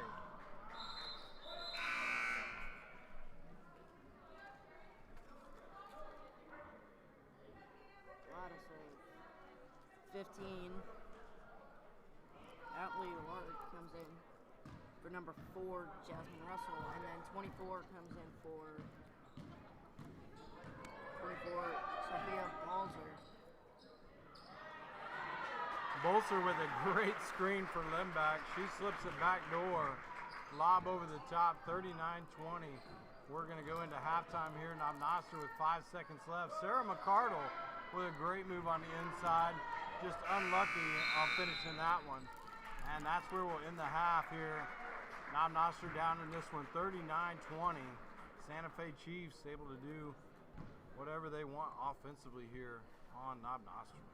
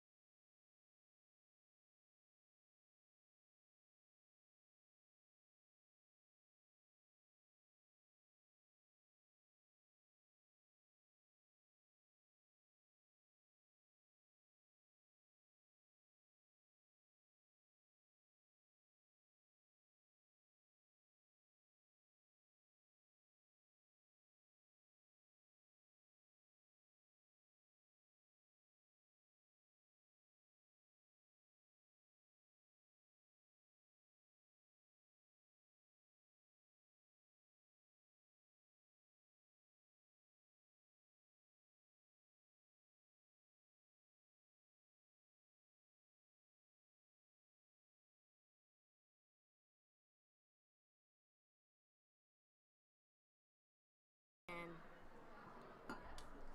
Coming out of halftime, we'd like to thank our sponsors once again. Sonic of Knob Noster, Mama Beans, and Rockin' Sports Entertainment. Starting the third here, Santa Fe with the ball goes right into Limback. Trying to put it in deep is number 12, Cameron Dankenberg. good shot. Dankenberg sinks to 3. That extends the lead to 22.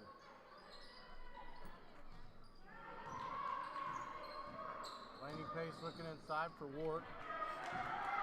Stolen by Limback. Limback now looking up the floor. Nice rebound by Jane Yates. Yates playing with 3. Quick ahead to Ward. That was a beautiful pass from Yates.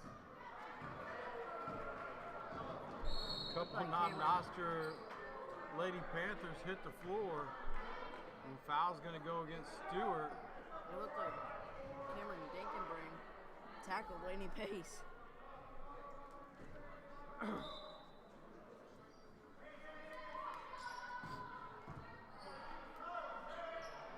Dankenberg looking inside to Ava Schmidt. Schmidt off the glass. Yates had to play that one smarter, just with her hands straight up. A little bit more timid, playing with 3 fouls. Lead extends to 24. Nice look by Yates. I actually think she should have just finished it herself. Quick pass around. A little bump there on Heaven Van Winkle. It's going to be Knob Noster underneath.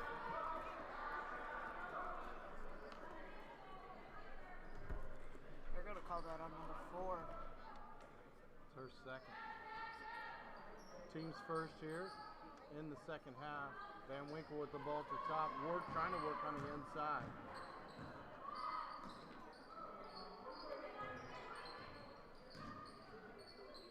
Stewart spotting up. Looking for work on the inside. Work trying to make a quick move. Gets her own rebound off the block.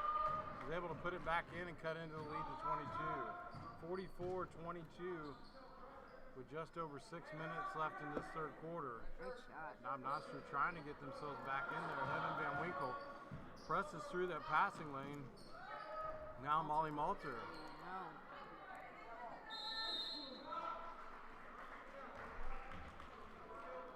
Two Panthers, Wark and Stewart, hit the deck with Limback to try to give the ball back to Knob Noster, and they do on the tie-up. Laney Pace to bring it up for the Panthers. Over to Yates. Yates out to Van Winkle. Van Winkle now dribble drive. I think Van Winkle's frustrated. She feels like she's getting bumped off of that to get that travel call.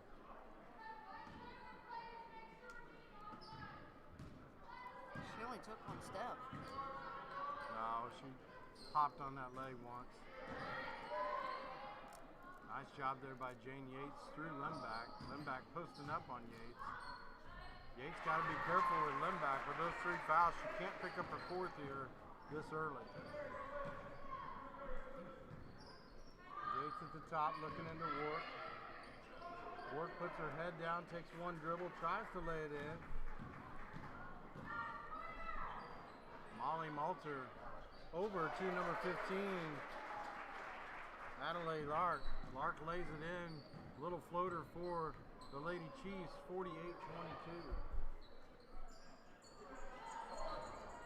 Yates wants a 3, and she dials it up for Knob Noster. Great shot. Now looking to strip it away from Limback, but Limback takes it to the hole and is able to finish for Santa Fe. Timeout by Santa Fe. It's going to be a 30-second timeout. So quick timeout here. Lead's cut to 25. It is 25-50.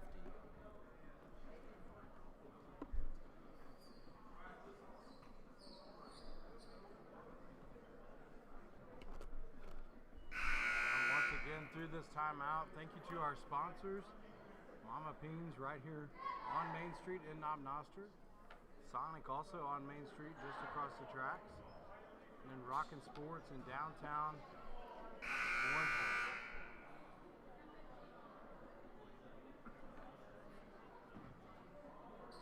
we're back. Jane Yates going to bring the ball up for the Lady Panthers.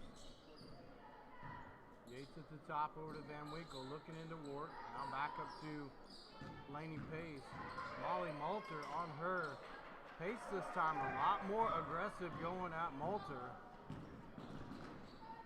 It's a nice job by her to be able to take the overplaying defense to the hole.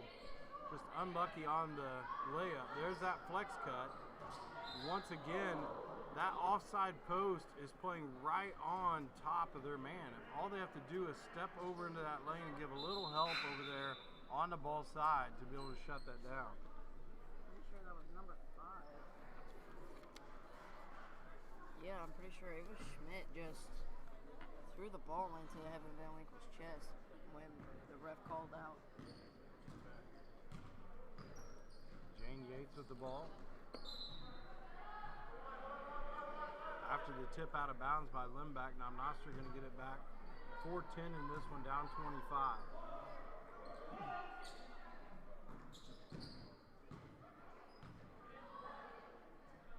The longer arms of Limback giving Yates a little bit of trouble at the top of the key. Now Sierra Harris in for the Lady Panthers. Yates going to drive it in. Nice lob over to Wark. Tried that a couple of times, been unsuccessful all the time. And Molly Malter going to lay it in for the Chiefs. Santa Fe up 27, 52-25. About 3:30 left in the third. Pace calling for it at 3. Van Winkle now sees an open lane. A nice job by her to recognize that lane in front of her. Foul's going to go against number 15, Adelaide Lark.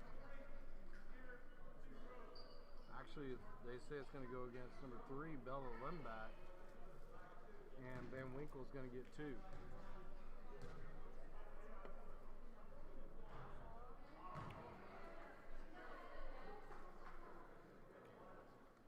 No good.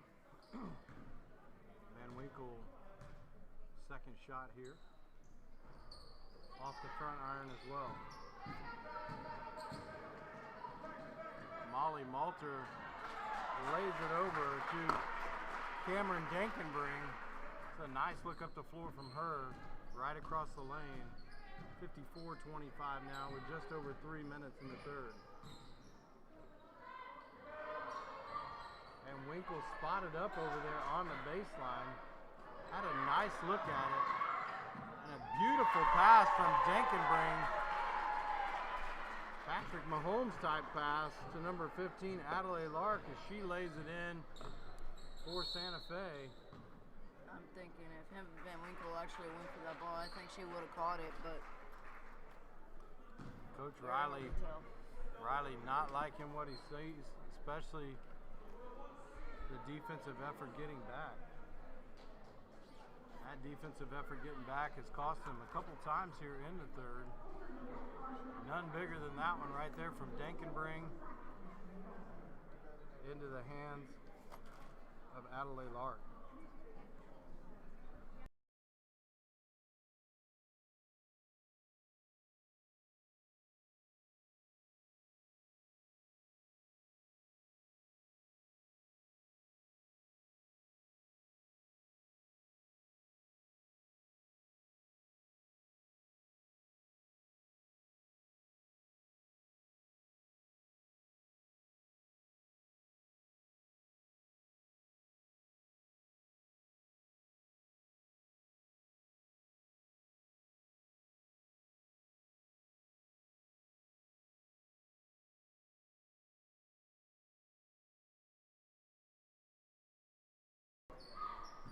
Jenna Bazenga checks back in for the Lady. So Ava Schmidt going to go to the line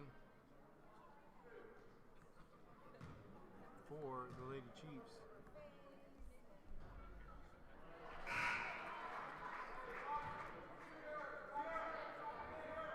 Sierra Harris checking out and coming into the game.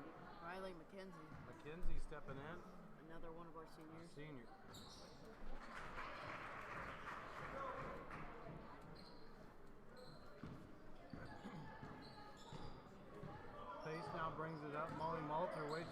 about the 3-point line. Jenna Bazanga on the screen. Attacks the baseline, tries to get it to work. It's taken away by Santa Fe. Up ahead to Limback. Limback lays it in for 2. Great play there by Santa Fe. Got quick transitions by the Lady Chiefs to get the ball off the floor multiple times here. Sometimes on a quick pass. A lot of times just on that little bust out on the opposite side. Sierra Harris knocks one down for the Lady Panthers. Makes her presence known right away. Jenna Bazanga all over Ava Schmidt. Now Harris on number 15, Lark. Dankenbring looking for Limback. Limback and Yates in a little scrum down there. And Dankenbring knocks it down for 2 at about 15 feet. Santa Fe going to go for a whole line change here. 5 for 5.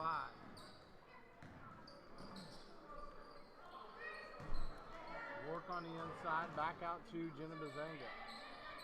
Bazanga looking for help. She's got Yates. Yates takes it in. Block comes from Limback. Nice defense there by the Lady Chiefs. Whole new 5. Coming in is number 4, Jasmine Russell. Number 24, Sophia Bolzer. Number 33, Robin Fowler. Number 11, Lainey Bellinger. And number 21, Emma Michael.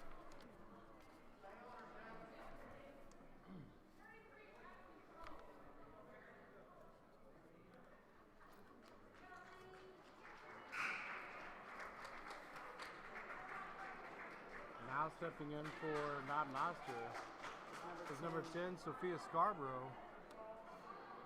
Scarborough comes in for Wart. She's only just a caught for that sophomore. one.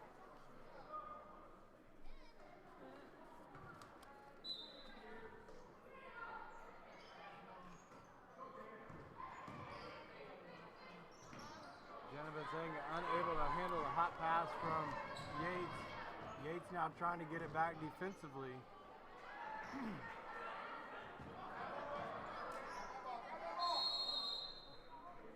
And Sophia Scarborough gets right in there to get the jump ball count for Knob Noster. Good hustle by her.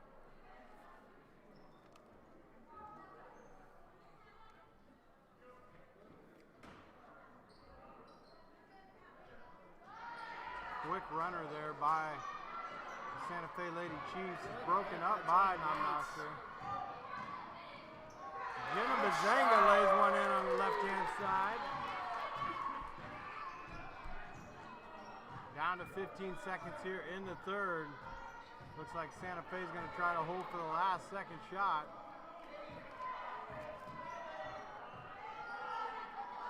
Jenna Bazanga right there defensively. Buzzer beater, no good. And that's how we'll end the third. Knob Noster down 62-29. And we'll get set for the fourth quarter.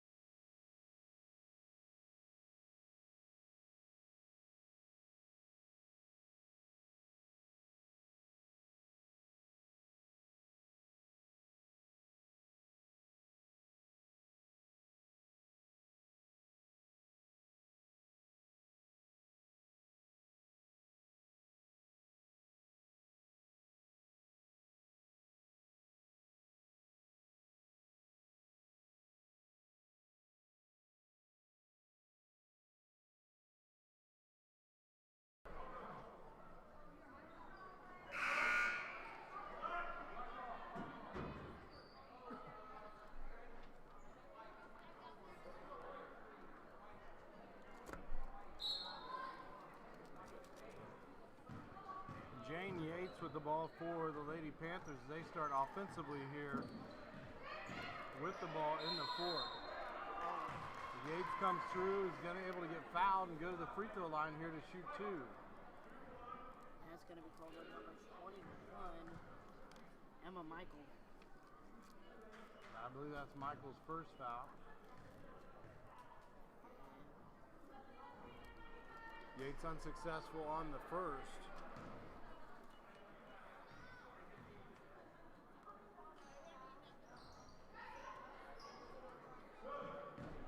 Nice rebound there by Sophia Scarborough. Kicks it out to Laney Pace, and a shot taken there by Jenna Bazenga. Stolen away by Yates off the rebound. Pace back to Bazenga. Yates now looking for a 15-footer. Short on that one, but Bazenga right there to lay it back in for the Lady Panthers. It was a pass. Running clock here for the Chiefs, 62-31. Good catch. Reaching up to get that one. Jasmine Russell then loses her defender.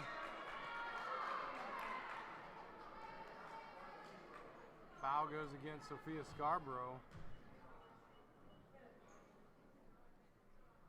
And to the line is Lainey Bollinger. No good. Bollinger long on the first.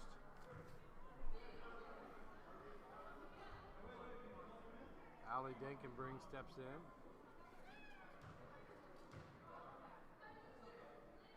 As well as Addison Mullins for the Lady Chiefs.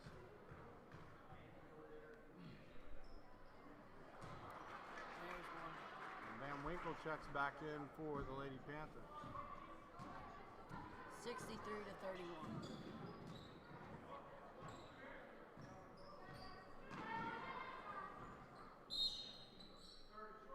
Right at 30 points here, 62-32, 5:47. Coach Timeout. Riley takes the timeout.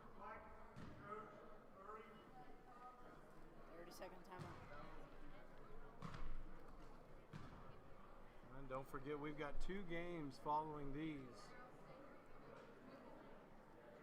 Called by some legendary people. See Todd Shannon standing over there on the far side. Hall of Fame Wellington-Napoleon coach at the door over there. See if we can pan over there and get a good view of Todd. There's Todd Shannon. Once again, congratulations making the Coaching Hall of Fame. Done a great job there at Wellington-Napoleon for years. Stepped out of it to go into the admin ranks and gets himself in the Hall of Fame.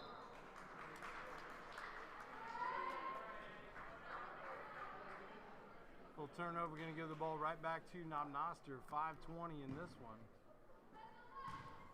The 5 on the floor for both teams is number 11 on Santa Fe, which is Lainey Bellinger. Number 24, Sophia Bolzer. Number 10, Addison Mullins. Number 14, Allie Dinkenbring. And number 33, Robin Fowler. On defense is Riley McKenzie, Sierra Harris, Lainey Pace, Jane Yates, and Heaven Van Winkle. Van Winkle step back in there, and Sierra Harris just checked back in for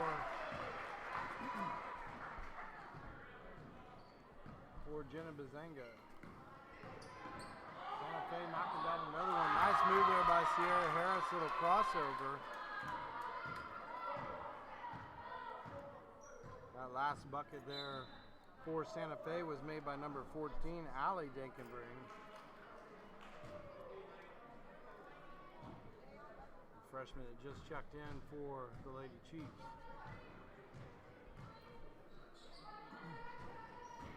Here's Dinkenbring again. And Yates with the ball off the rebound for Knob Noster. Laney Pace wants a three. Just a little bit long on that one. Sierra Harris with the offensive rebound is going to go to the line for the Lady Panthers. That foul is going to be called against number 24, Sophia Bolser. Harris to shoot two.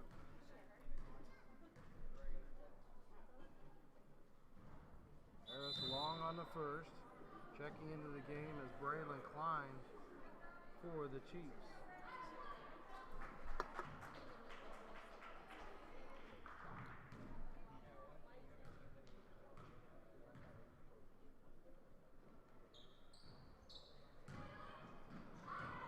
Nice job by Laney Pace. She came in there to get the offensive rebound. Evan Van Winkle. Best time to shoot a three is after an offensive rebound, and she knocks down a three for the Lady Panthers. Great shot. 64-37, and Winkle almost gets a touch on it. She'd used her inside hand. She might have had that. Yates with the defensive rebound, looking up the floor now. Kicks over to Laney Pace. Back to Yates. Yates now penetrates in, gets her own rebound. Tries to go up and under. She's going to go to the line to shoot two as well.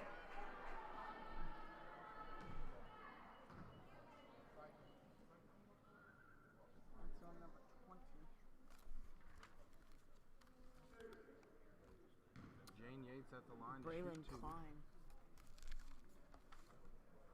Good shot. Makes her first one. Nothing but net.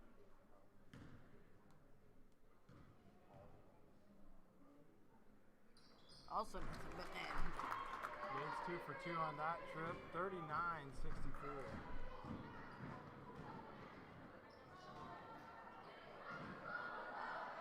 Laney Pace looks up the floor for Jane Yates. And a block is going to be called against the Santa Fe Lady Chiefs.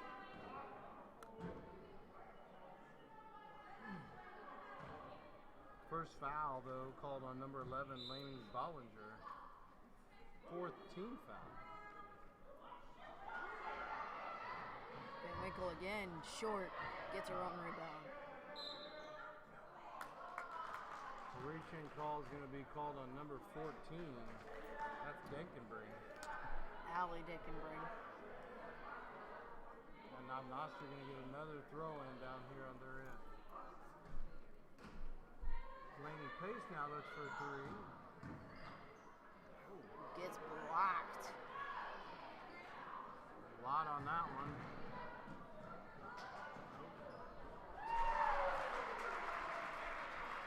Laying it in with a little extra is number 11, Lainey Bollinger. Got away with a little hot, but that's okay. 66-39, 146. Sierra Harris with another Open penetration bucket. into the paint. Unable to lay that one in. Nice look ahead there by the Lady Chiefs. Getting her own rebound is Addie Mullins. But Robin Fowler was the one that looked ahead to be able to give her an opportunity for that. It was a great pass.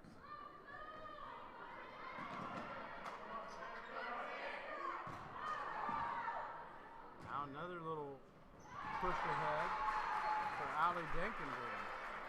That pass was from Addison Mullins. 129 total points in this game. Or 119, sorry.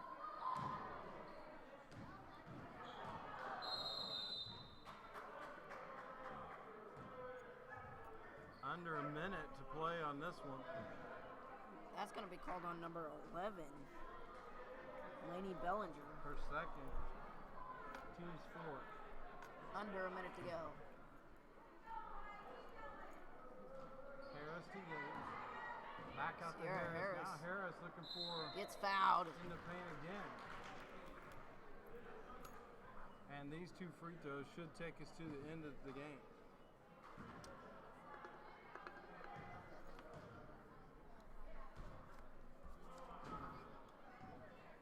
Actually, it's just a 1-and-1. She was not shooting. Little opportunity here for Santa Fe. Great block by Riley McKenzie. McKenzie up to Jane Reed. Rebound by Heaven Van Van Winkle. Winkle, and She that lays is it it. in. And that'll end it for our second game of the night, 70 to 41. So two big scoring games here to start us out tonight with Concordia and Tipton. Now Santa Fe on the winning side of this one over the Lady Panthers. So Tipton and Santa Fe going on the winner's side of the bracket. And Concordia and Knob Noster drop down on the opposite side. And that's it for this one. Close things out here, 70 to 41, and Xander, I'll let you close it out. 70 to 41 with Santa Fe on top. We got 2 more games after this. Wellington-Napoleon right now versus Lexington. And that's going to be a great game as well. We will be back in 15 minutes.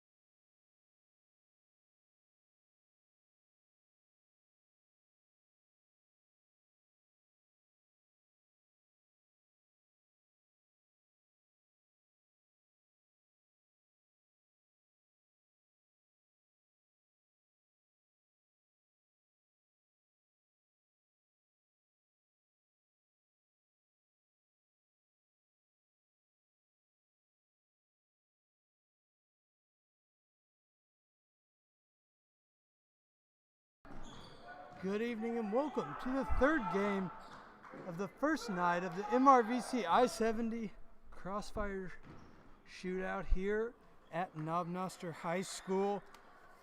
Our third game tonight features Wellington-Napoleon and Lexington in the bottom half of the girls bracket here. Had two games already, the higher seeds won. Right now it's number 1 Wellington-Napoleon on top of number 4 Lexington 4-0 early on. Derek Brizendine alongside Xander Rao on camera. Will be switching off on the call here tonight. Backcourt violation here early on. Wellington-Napoleon coming out strong, leads 4-0, 6:42 left in the first quarter.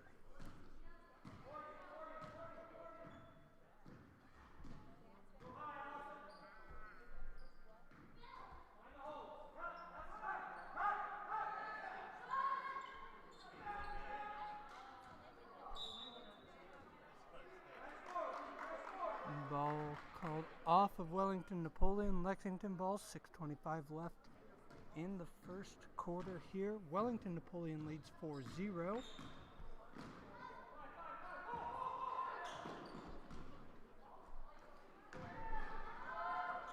Quickly up court there is number 23, Aiden Shannon. And a quick timeout here for Lexington as Wellington-Napoleon leads 6-0 with 6:07 left in the first quarter. Once again, Derek Brizendine alongside Xander Rao on camera. We'll be switching off here throughout the third game of the first night of the MRVC I-70 Crossfire Tournament here at Knob Noster High School.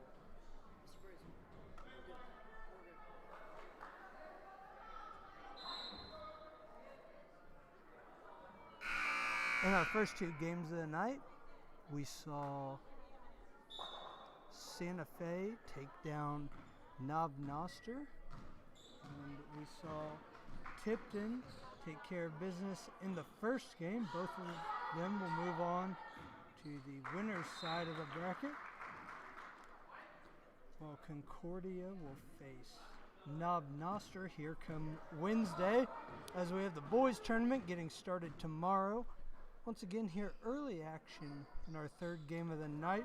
Wellington-Napoleon working the ball around. Shannon now, dribble drive.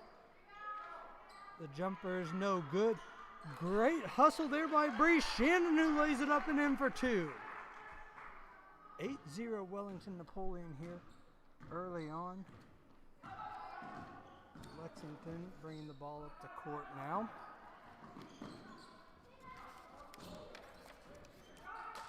Defense by Wellington-Napoleon as Madeline Triplett from the elbow is no good. Quickly up the court comes Wellington-Napoleon. Shannon with a short jumper, no good, but is fouled on the play. She will go to the line to shoot two as Wellington-Napoleon up 8-0 here, 5:07 left in the first quarter.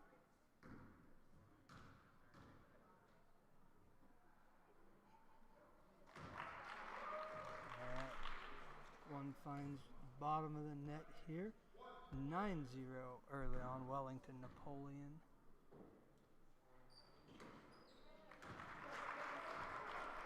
Another one is true. Double-digit lead here for the Tigers as the higher seeds have kind of had their way tonight. Couple of 30-point victories early on in the first couple games. It's not to take away from the play, though. Some really good play from all teams. Really nice performance from Concordia senior. Make sure I get her name right here. Really nice performance out of here. Her early on. There's Kate Cooper. She had did a really nice job of keeping her team in it. Shot lots of free throws in the contest.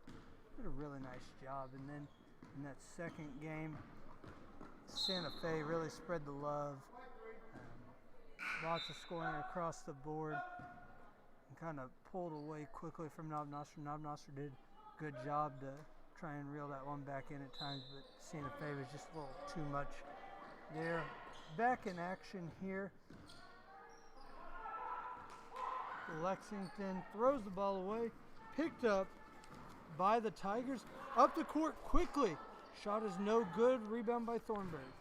Shannon with the teardrop floater is good. Wellington-Napoleon leads 14-0 here early on, about midway through the first quarter. 3:50 left. Madeline Triplett dribbling the ball at the free throw line there. Bree Shannon lays it up and in. Nice job there. Good pressure by the Tigers. 16-0 Wellington-Napoleon. Sage Eads now. Ball over to Arden Hamacher. Wellington-Napoleon takes it, lays it up and in with Bree Shannon. 18-0. 18-0 run to open the game here. Wellington-Napoleon really strong out of the gate. Came ready to play here. I know that can always be a tough one coming out of winter break and snow, snow covered the ground last couple of days, but good job here by the Lady Tigers heating up here in Knob Noster High School. 20-0. We still have 3 minutes left in the first quarter.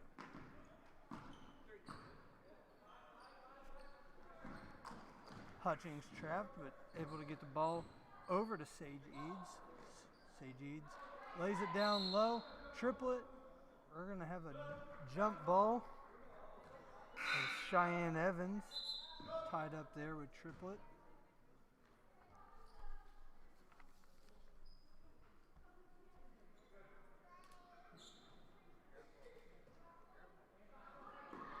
Lexington now to throw it in. That one's off the backboard. So they're going to say that one wasn't even touched. Directly thrown to the board. We got some substitutions here. Looks like for Wellington-Napoleon, Kaylee Henry. And it doesn't look like I have the other number here, but see if I can work on that one. As Tigers no good off the board there. Jump ball is called. Ball will be in favor of Wellington-Napoleon, looks like. 2:13 left in the first quarter. Tigers dribble drive there by Bree Shannon. Ball goes out of bounds, turnover to Lexington. 2:10 left and counting here in the first quarter.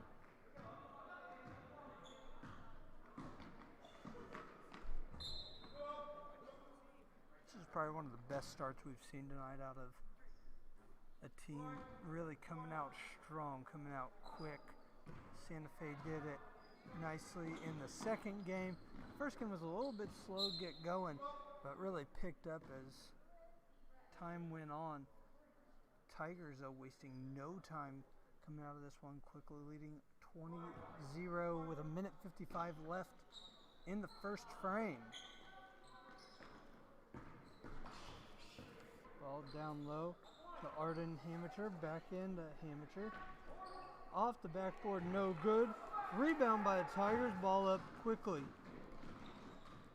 to Aiden Shannon. Aiden Shannon over to Bree Shannon. Outside corner, number 15, Allison Den. No good. Rebound by the Tigers inside, though. Looks like are going to call a jump ball. Possession error in favor of Lexington, though. Lexington bringing the ball up. Ava Hutchings.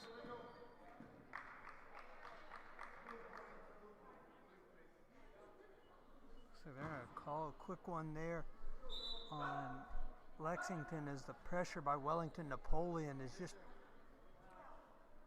really, really good coming out of the start here. Tigers doing a nice job putting the pressure on. Sometimes you see that, come out fast and then kind of slows down. See if the Tigers can keep it up. If they can, they're going to run away with this one pretty quick. As number 23, Aiden Shannon, knocks down the triple. Make it 23-point lead. 23-0. Minute left here in the first quarter. Aiden Shannon, good defense on Ava Hutchings. Good defense there by the Tigers. Aiden Shannon bringing the ball up now. Down in the corner. Back up top to Henry. Good work there. Finding Aiden Shannon in the corner. No good though. Rebound by number 13, Allie Eaton. Ball rolls out of bounds. Lexington given possession here. Say that one was out on the Tigers. 22 seconds left in the quarter. Tigers with another takeaway. Aiden Shannon up court quickly, no good. Put back by number 15, Den. Couple of putbacks rimmed around, rimmed out there. As quarter's going to expire here. Tigers with a really nice start there. Had a couple not fall that they would have probably liked to have seen fall. But either way, they'll take a 23-0 lead after one quarter here in the third game of the first night of the MRVC I-70 Crossfire.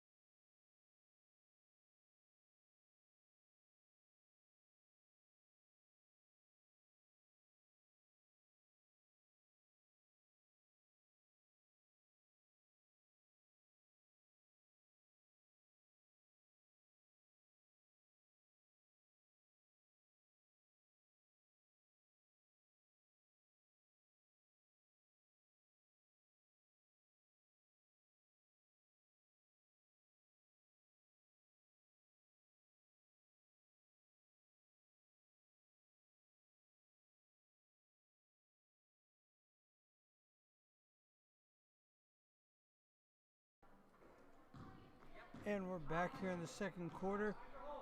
Xander will be right back on camera. Had to run away here for a second as Lexington gets a quick block, but it'll stay with the Tigers here. I'll try and talk you through this one until Xander gets back here.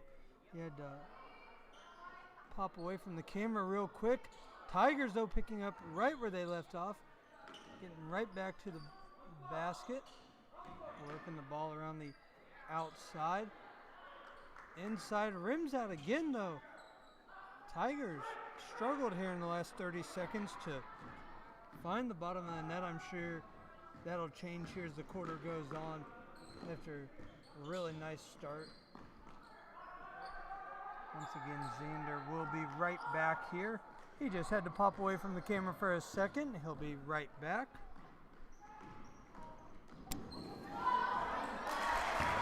And there's the basket to get the Tigers back in the scoring column.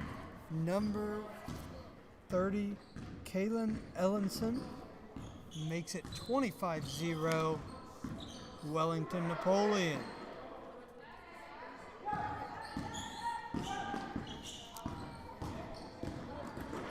And Xander be right back here, try and talk you through as an air ball is brought down by Thornburg. Thornburg brings the ball up. Quickly down and in there is number 10, Cheyenne Evans. Wellington-Napoleon 27-0 to start this game. Very nice job by them, picking right back up where they left off in the first quarter. Hutchings getting lots of pressure up top. That Wellington-Napoleon defense, there is just nowhere for Lexington to go. Everywhere they turn, there's a white jersey. Thornburg ties it up. Jump ball will go in favor of the Minute Women here. So again, Xander will be right back. We are just about 2 minutes into the second quarter here. Quickly, the ball is taken away by Bree Shannon. She is fouled down low on the breakaway by number 15. Sage Eads will send Bree Shannon to the line.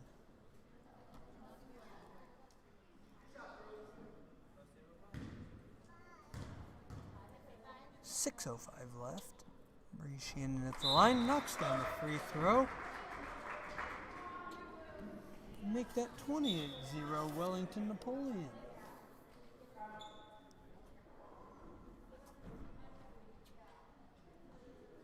Substitution here for the Minute Women.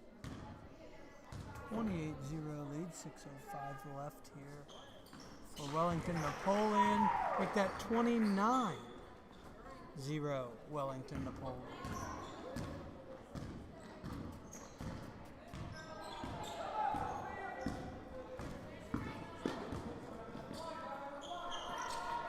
I can get the camera moved over here, and if I can, I'll see if I can get back on action while we wait for Xander layup and in by Bree Shannon.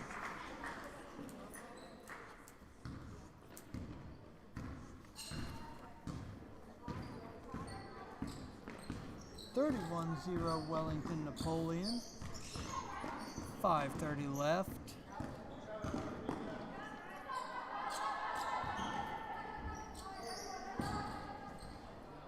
Wellington-Napoleon with some stifling defense here as Thornburg now from the corner, no good, but Bree Shannon lays it back up and in. 33-0 Wellington-Napoleon.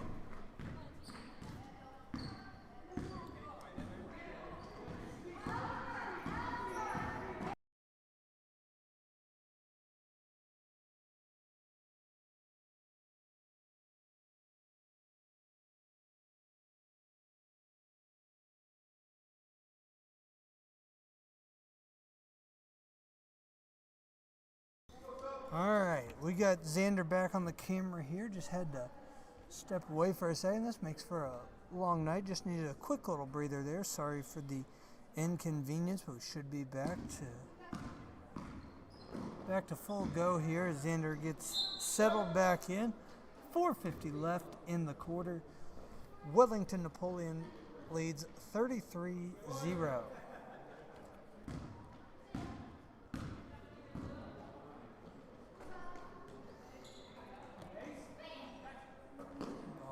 Back out over to Thornburg. Outside shot is no good there by number 5, Kelsey Best. Lexington gets the rebound, brings the ball back up the court. Glad to have Xander back on the camera here. Like I said, just had to step away for a second, all good. As Aiden Shannon now brings the ball up the court, over to Thornburg. Thornburg lays it up and in, big smile on her face, as she should, with the Tigers leading 35-0. 4:09 left in the first half. Looks like we're going to have illegal pick set there by number 15, Sage Eads.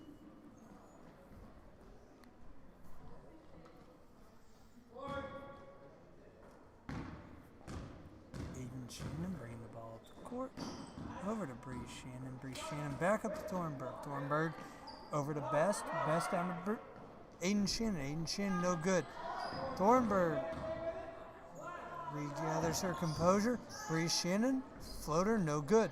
Rebound, Aiden Shannon. Aiden Shannon back out to Best. Good movement here by the Tigers. Really nice movement, just didn't result in the finish they wanted, but really nice job there by the Wellington-Napoleon offense to work that ball around. Good job by Lexington to keep that one, make them work for a shot that they were able to get the turnover there with 3:30 left in the first half. Wellington-Napoleon leads 35-0. Tip. Sage Eads with good hustle. Good hustle there by the Minute Women as Hutchings brings it back up the court. Hutchings down low. Ball tipped away by Thornburg. Aiden Shannon. Big block there by Eads as she sends that one into the crowd. Nice job there by the Minute Women to recover on that.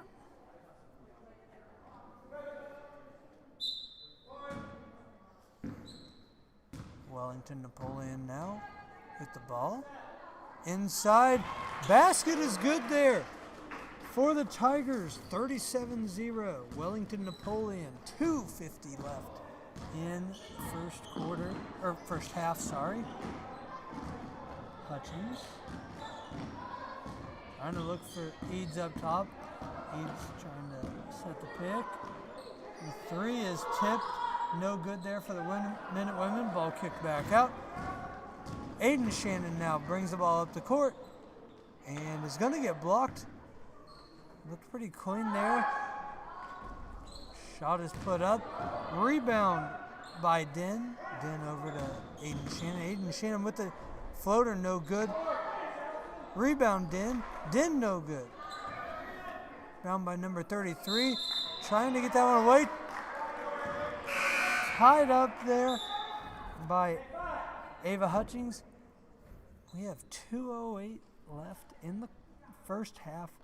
Wellington-Napoleon leads 37-0. Tiger basketball. Aiden Shannon. Up top to Henry. Back to the corner here. Aiden Shannon, no good. Looks like that one may have got tipped as Lexington looks to push the ball up the court a little bit here. Really nice defense out of the Tigers.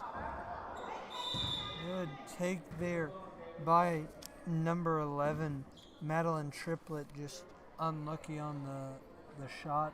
So it goes up over the backboard.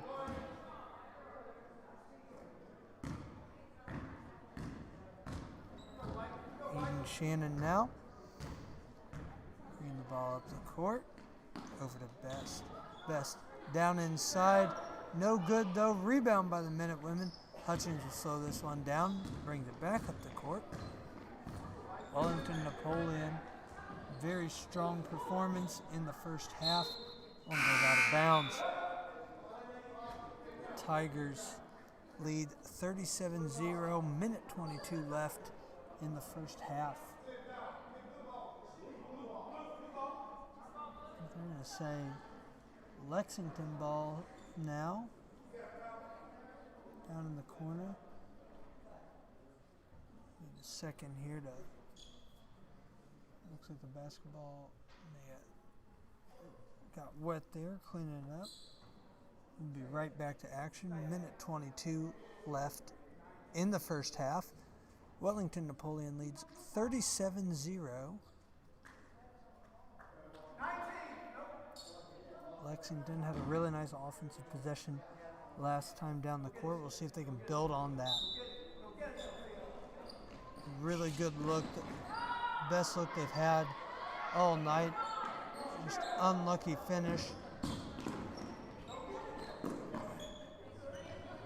See if they can continue to build on that building block that they started there. Nice drive there by Hutchings. Another good job by the Minute Women.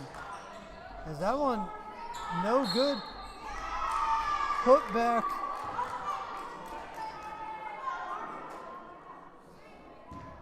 by number 10, Arden Hamacher. Hamacher looks to get the first Lexington points of the ball game. Free throw attempt comes up just shy. Good job there by the Minute Women to get this opportunity. Really nice work. And that one just rims out. Score remains 37-0. Wellington-Napoleon, 53 seconds left. Ball down low to Ellenson. Makes it 39-0 Tigers. 45 seconds and counting left here in the half. 39-0 Wellington-Napoleon. Tigers have really put the pressure on that Lexington offense, as it's shown again right there. Ball up to Din. Din lays it up and in. 41-0, 25 seconds left in the first half. Tigers lead 41-0. Up 41-0. Tigers still putting the pressure on the Minutewomen. That one, good box out by Lexington. 1.9 seconds left, and that'll take us into the half here. We're gonna need a quick shot. That one's thrown in. The shot at the buzzer is off the mark, and that'll take us into the half with Wellington-Napoleon leading 41-0 over Lexington in the third game of the MRVC I-70 Crossfire.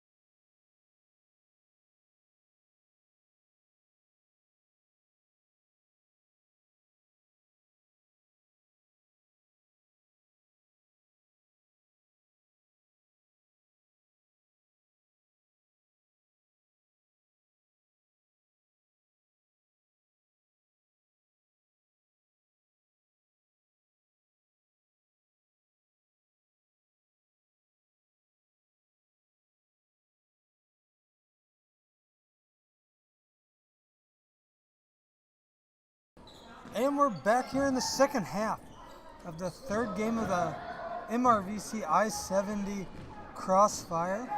Wellington-Napoleon leads Lexington 41-0 as Aiden Shannon picks up right where she and teammates left off before the half. Wellington-Napoleon leads 43-0. Xander back on camera here. Derek Brizendine on the call. Aiden Shannon brings it, lays it up and in off the quick break. 45-0 Tigers. 7:18 left in the third quarter. Shot is no good by Lexington, but a good look there by the Minutewomen.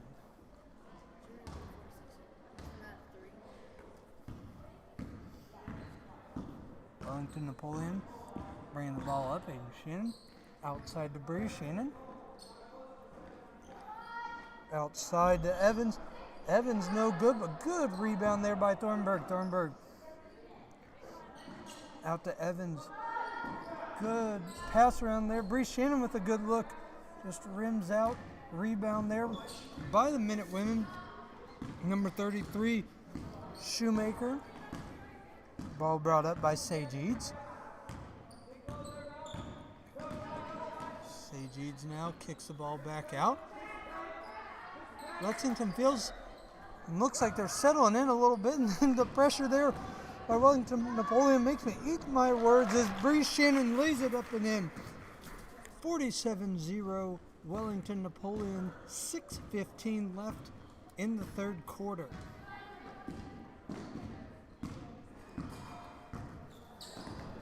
Defense continues to be stifling by the Tigers.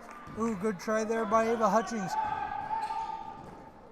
Bree Shannon, another breakaway. Good chance here for Wellington-Napoleon to work on that. That can always be a tough shot. You know, you see wide open rim in front of you and got to control yourself. Good job there by Bree Shannon. Lays it up and in. 49-0 Wellington-Napoleon.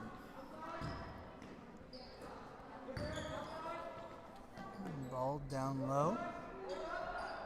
Shoemaker off the back of the rim in the backboard. Rebound by Thornburg. Bree Shannon down low to Den. Den no good. Good effort there by Thornburg. Aiden Shannon for three, no good. Thornburg, good effort. Just unlucky as the ball goes out of bounds. Possession goes to the Minutewomen. 5:15 left in the third quarter. Wellington-Napoleon leads 49-0. Big time picked there by Shoemaker and leads to the first basket by Triplet for the Minutewomen with 5 minutes left here in the third quarter. Lexington, it's on the board, 49-2, Wellington-Napoleon.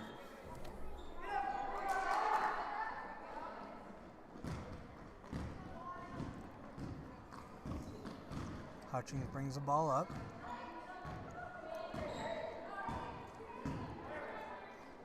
Ball moving around here by the Minutewomen. Good defense by the Tigers. Ball played out of bounds. Looks like they're going to say, who are they going to say that one's off of? Looks like they're going to call that off of the Tigers. Off of Allison Den. Lexington scored the first time this ball game on their last possession. Good defense there by Bree Shannon. Bree Shannon looks up ahead to Aiden Shannon. Aiden Shannon lays it up and in. 51-2. Here with 4:15 left in the quarter. Wellington-Napoleon doing a nice job, not giving up. Seen teams, you know, get that big lead and kind of go into that comfort mode and let teams back in the ball game. Wellington-Napoleon done a nice job of keeping their foot on the gas pedal. This is about the time last couple games, well, first couple games of the night, we saw the teams who were trailing start to come back, and looks like just like that, Lexington's going to go back to the line. Good job there by number 20, Carolina Steinhauser. Her first shot rolls in. Good job there to knock down the free throw. Second one is no good. It is now 51-3 Wellington-Napoleon with 3:56 left in the third quarter.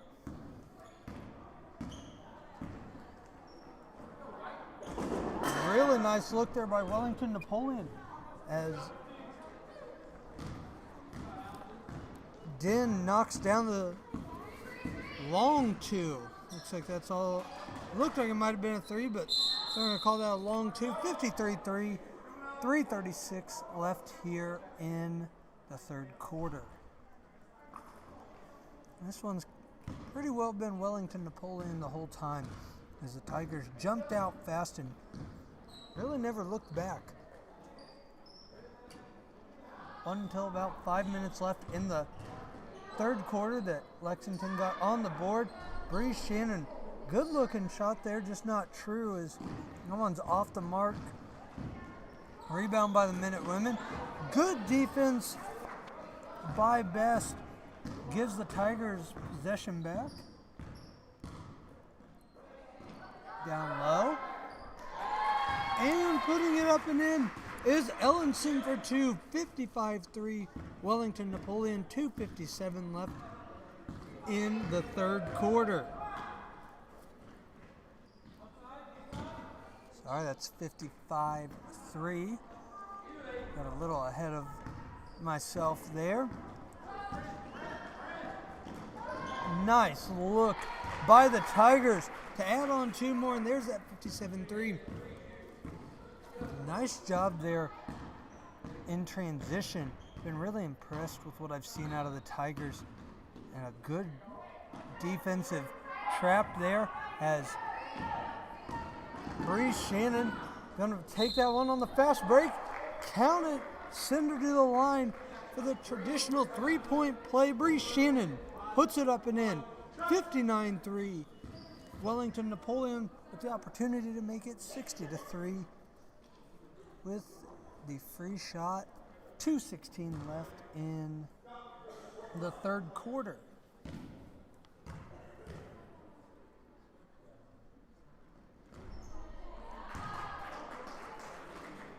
Bree rattles that one home. 60-3 is the Wellington-Napoleon lead. 2:08 left in the quarter. Good look there by Eads. Just a little high there as she looked for Hamacher. Bree Shannon now to bring the ball up court.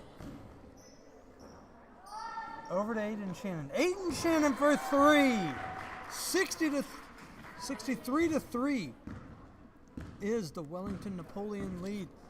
Tigers continue to put on the offensive pressure and defensive pressure. Good stifling defense. Outside look is no good for Sage Eads. It was a good look though. Good job working the ball around by the Minute Women. Good mechanics on that possession. That one comes inside, kicked back out. Down in the corner for Din for three. Tigers feeling it now. 66-3 is the Wellington-Napoleon lead. 1:15 left in the quarter. Good defense there by Bree Shannon. Aiden Shannon bringing the ball up, finds Bree Shannon. Bree Shannon works it in, lays it up and in. 68-3 Wellington-Napoleon. Again, this is game 3 of the MRVC I-70 Crossfire as Wellington-Napoleon putting it on here in game 3. Bree Shannon lays another one up and in. 68-3. Timeout is called for some substitutions to be made. Looks like Ava Hutchings may have got a little dinged up on the play there. Got a little ahead again, 68-3.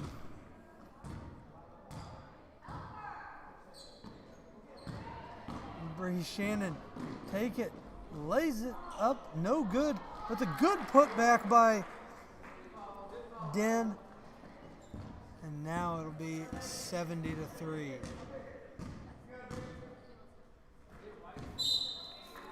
14.5 seconds left in the quarter. Foul called on Den.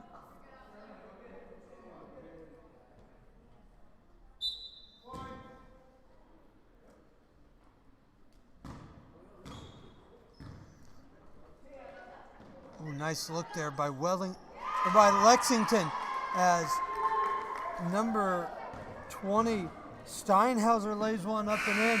Make it 70-5 with 1 quarter left here in the third game of the first night of the MRVC I-70 Crossfire here at Knob Noster High School.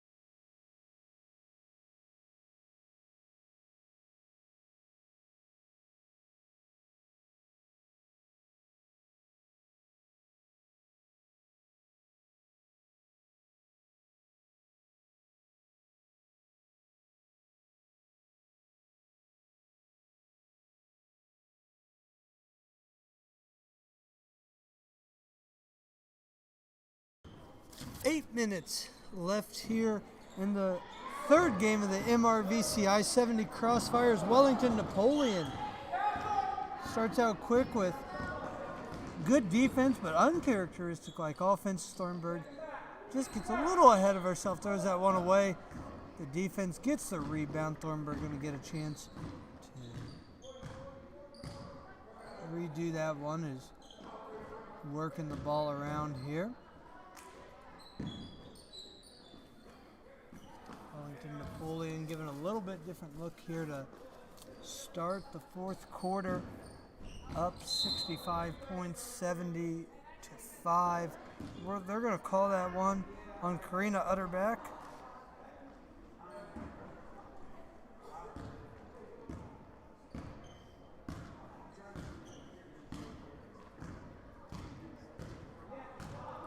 If that is the wrong name for number 33, I apologize. That's what I have here on the JV roster. It's the only one I have, so again, apologize if that's wrong. Hope that's right, though.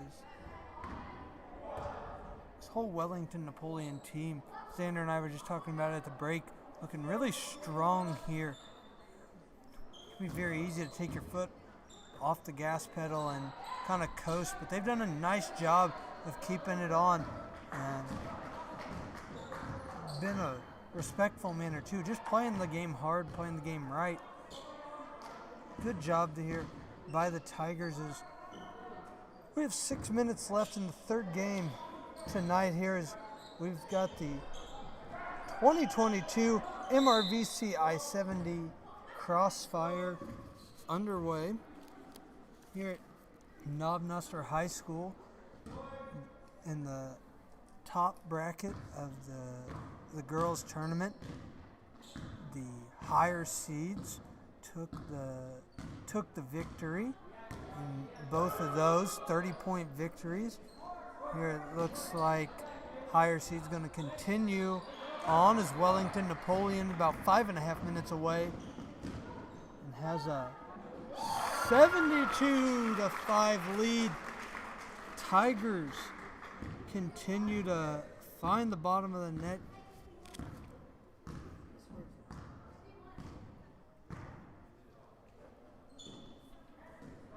Just a second here. I'm going to set the camera as Xander's going to step away for a second. I'm going to pop over there, try and talk you through it as much as I can. Sorry about that. Just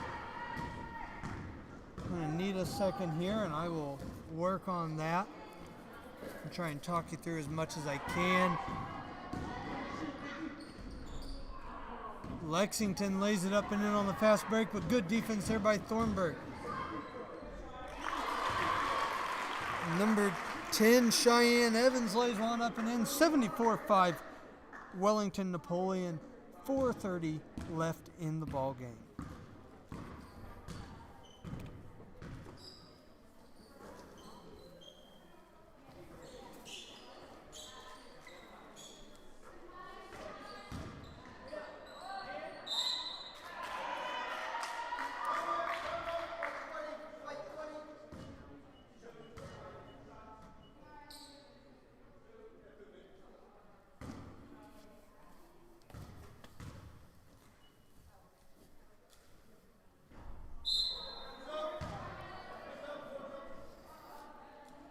Okay, so what I've done is I've tried to set the camera best I can here. Unfortunately, we'll only be able to get one side of the court, just not a wide enough lens. If I had a different angle, might be able to get there, but I'll talk you through the other end as Wellington-Napoleon grabs a rebound off the missed free throws by Lexington. Good jumper there by Henry. Makes it 74-5 Wellington-Napoleon. 3:30 and counting left here in the ball game.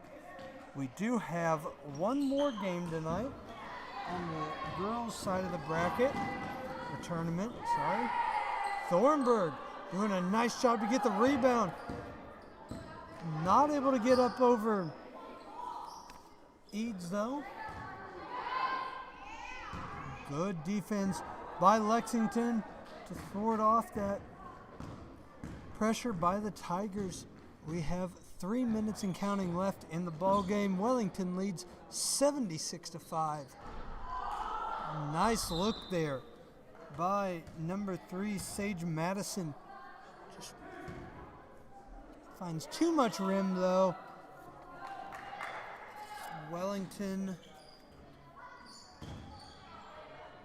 defense keeping tight there on Lexington, not wanting to give up any points here late as they have a big lead, 76-5, 2:30 left in the ball game.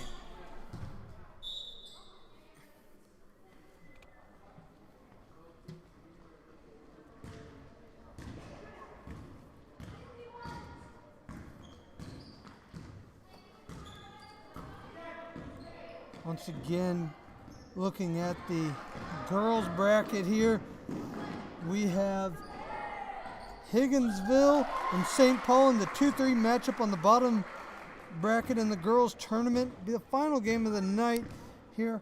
I'm going to guess this one will start about 15 minutes after the conclusion of this game. Somewhere around 8:35 that ball game will get started. Thornburg, really nice pressure, lays one up and in. 80-5, the Wellington-Napoleon lead. Sorry, I got behind on the scoreboard there. Again, sorry for just the one side of the court.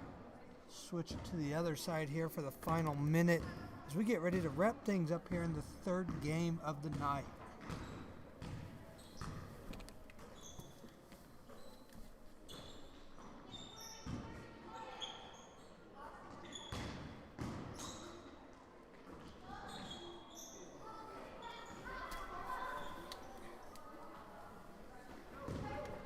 Hopefully I got the camera over in time.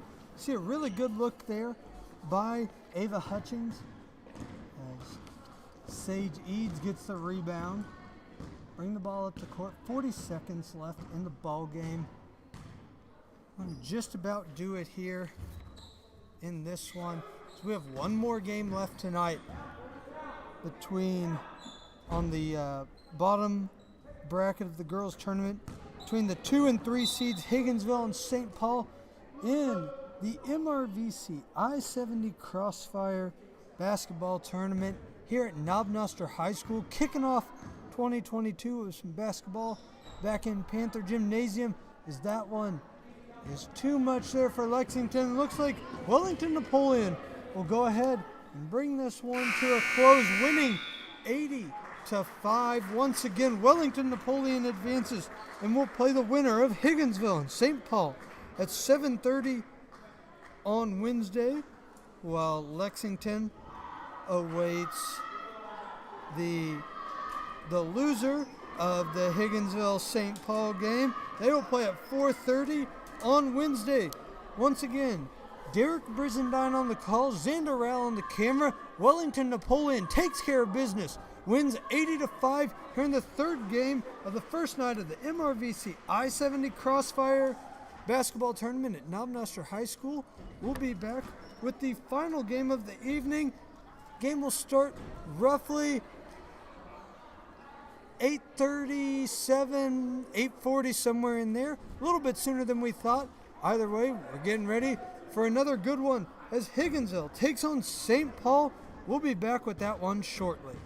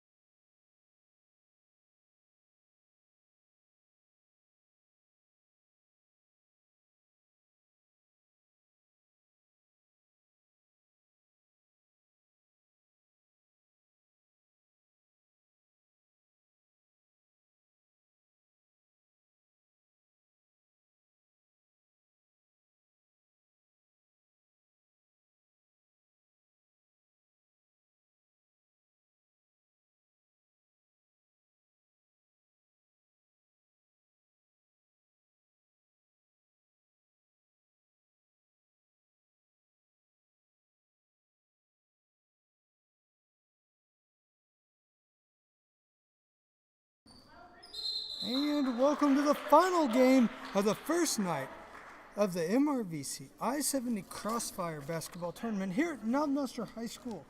Derek Brizendine on the call and the camera here as we have one more game left on the first night of the tournament with number 2 on the bottom bracket, Higginsville, taking on St. Paul. And here early on, it's St. Paul. St. Paul out to a 4-0. Leave it right there for now. 4-0 leads St. Paul.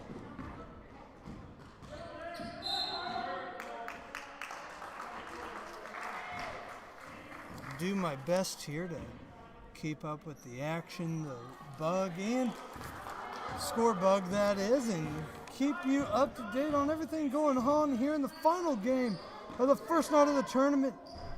We still have lots of basketball this week left, and we've had lots of basketball already here tonight as the higher seeds have taken care of business. A pair of 30-point wins in the first 2 games, followed by a big 80-5 win by Wellington-Napoleon in the third game of the night over Lexington.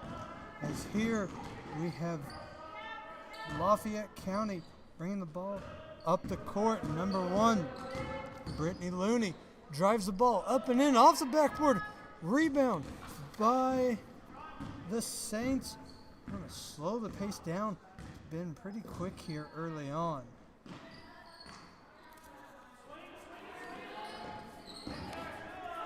And this is the final game of the first night here. We'll have plenty more basketball coming your way later on in the week, as that St. Paul defense has just been stifling under the basket, making it hard for Lafayette County to get any easy baskets. That's what you like to see out of your defense. Get my rosters all squared away here. Again, bear with me as it's just me on the call and camera, score bug.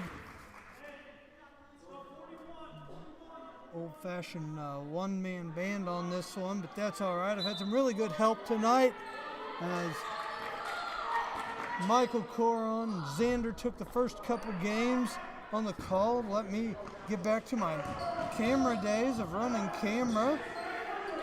High school is where I got my start. Really enjoyed being back on camera. Enjoy being back on the call as well.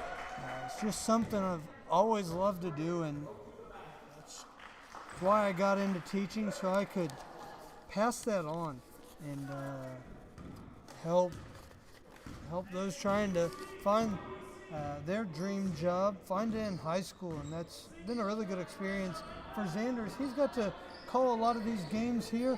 It'll be a good week for him. We got lots of basketball with the MRVC I-70 Crossfire going on here. We have the final game of the first night. 5:03 left. St. Paul leads 4-0 with number 24. Adrian Martin's going to the line. One comes up short. Remains 4-0. And that one is knocked down. St. Paul extended its lead to 5-0. Here, 5 minutes left. I apologize, get my camera swung around there. Just in time for the bank. Banks are open. Who cares if it's 8:45 on Monday? The banks are open, and it's 5-2. St. Paul. Outside to Martins. Martin's been a workhorse for the Saints here early on. Good job by Lafayette County to keep that one in play, but unfortunately puts it back to the Saints as number 22. Haley Arnold lays it up and in. That Saints defense continues to put pressure on Lafayette County. 9-2. Quick start here for the Saints. We saw this in the last game from Wellington-Napoleon. As putting that one back up is, unfortunately, don't have that number on my roster here.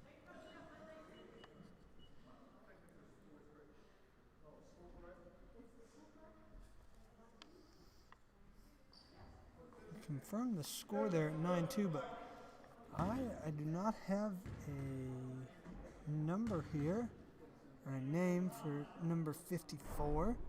So if Lafayette County basketball fans are watching, if you could help me out, number 54, don't have a 54 on the roster. So if you could just help me out, that would be awesome. I will get that corrected. I always hate to leave out a name.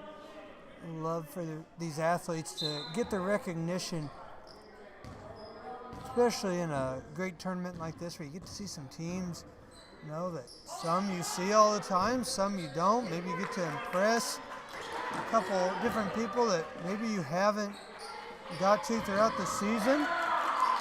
Fun way to kick off 2022. 2021 was a good one for our broadcasting team, and I can only imagine 2022. We're going to continue to build on that. We've added to our program, and you'll get to see that on display this week. My apologies that didn't have the camera turned there. I'll get in the groove of it. We've still got 3:25 left in the first quarter, so I'll work through some kinks here of my own. As Lafayette County looks to work through stingy Saint defense. Crashing the lane, number 23, Madeline McBride. Traveling is called, though. Possession goes back in favor of the Saints. Swivel the camera here. Perfect. Saints take that one inside. Number 50 for the Saints. Marissa Hines doing a nice job laying that one up and in. 11-3 St. Paul. 2:40 left in the first quarter. Nice jumper there by Looney. Actually, we're going to call that a 3. Was close to that line there, but did a good job staying on the outside of it. 11-6 St. Paul. St. Paul trying to flip the script that's been written all night where the higher seed is taking care of business. We'll see if they can continue to keep this up or if Lafayette County can race back in this one. Still, lots of basketball left. Plenty of basketball left because we've got a couple substitutions on both sides.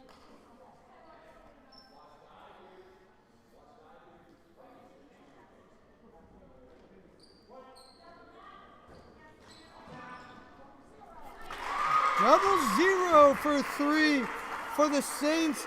J.C. Hinches doing a nice job knocking that one down. Make it a 14-6 St. Paul lead.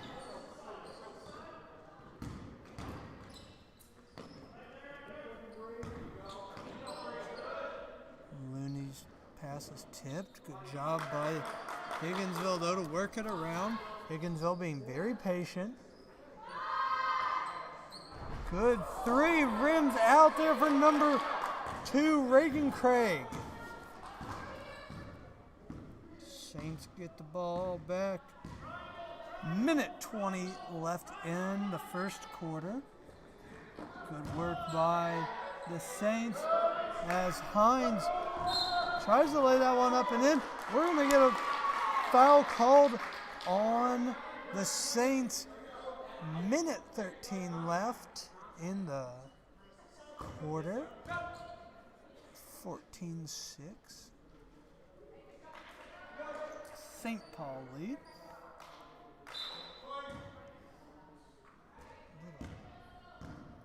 Conference crossover in this game as Two teams that probably aren't going to see much of each other in the regular season. We're getting a treat to get to see it here in the MRVC I-70 Crossfire. Jump ball stays in possession of Lafayette County. Ball passed around here by the Huskers. Outside to Looney. Looney for three. No good. Good hustle there by Craig. Unfortunately, ball goes out of bounds though off her hands. As Hinches sat back on that one just maybe a second long, but didn't come back to hurt her.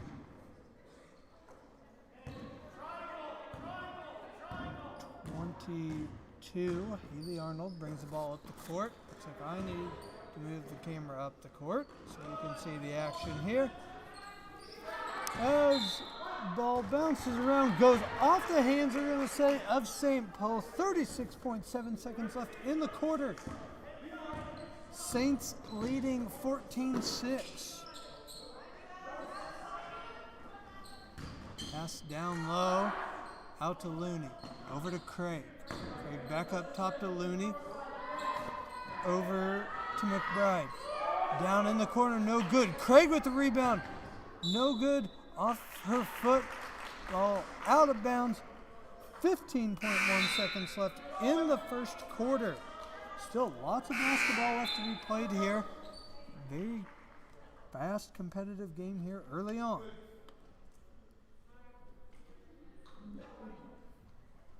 Sorry, moved the announcer's desk there. And here, counting down on 5, 4, 3, 2, 1. Hinches for three at the buzzer. Count it good. 17-6 St. Paul after one quarter here at Knob Noster High School.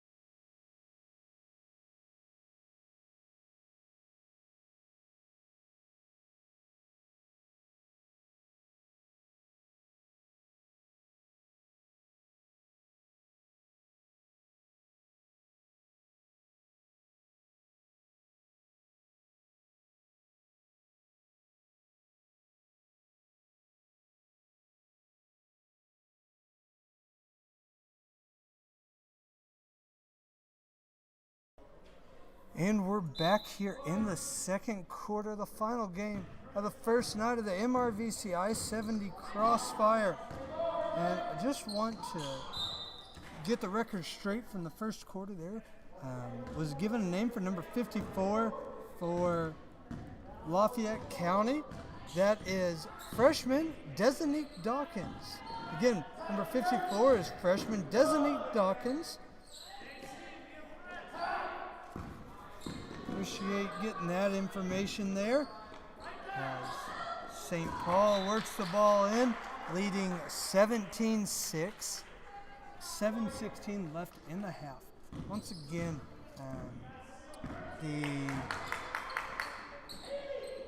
it's just me, Derek Brizendine, on the camera, the call, graphics, and the whole show on this one. So I appreciate you working with me as I bring you the final action of the first night of the 2022 MRVC I-70 Crossfire Basketball Tournament from Knob Noster High School. 3 games in the books already. I'll update you with those as we go throughout the quarter here.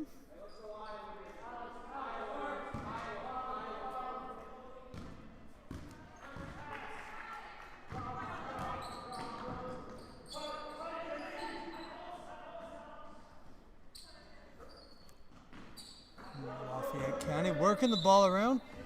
Ball hit out of bounds there by number 22, Haley Arnold. Ball stay in position of Lafayette County.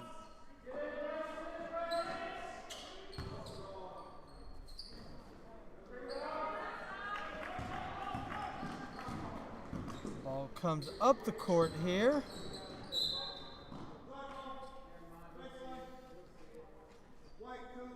We have a foul on Craig. Ball goes to the baseline.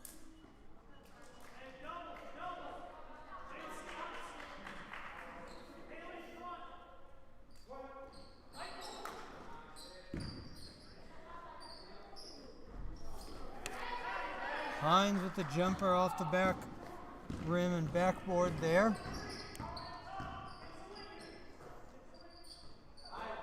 Back up top to Looney, over to Craig. Craig with a good pump fake. Back to Looney. Looney from the top of the...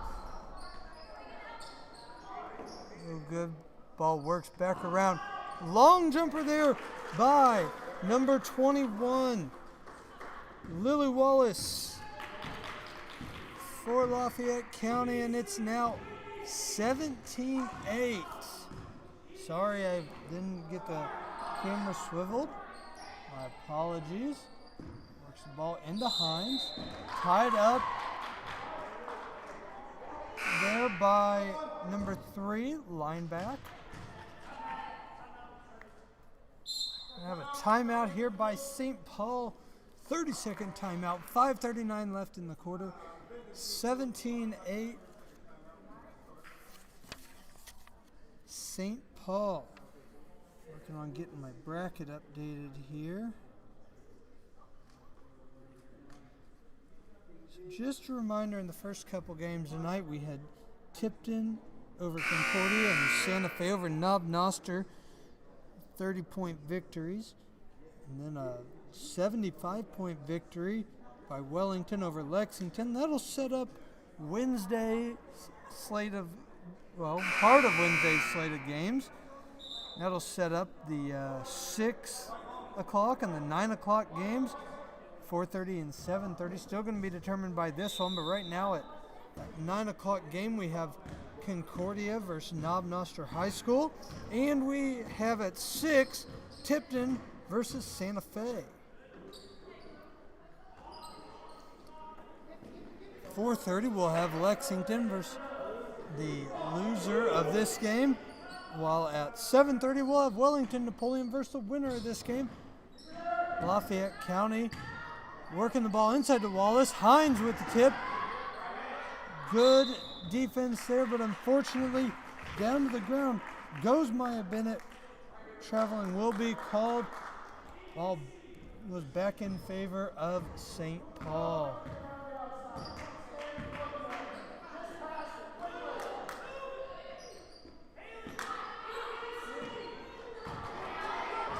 Ball pressured away there by Lafayette County. We're down to a 7-point ball game. 17-8. 17-10, sorry.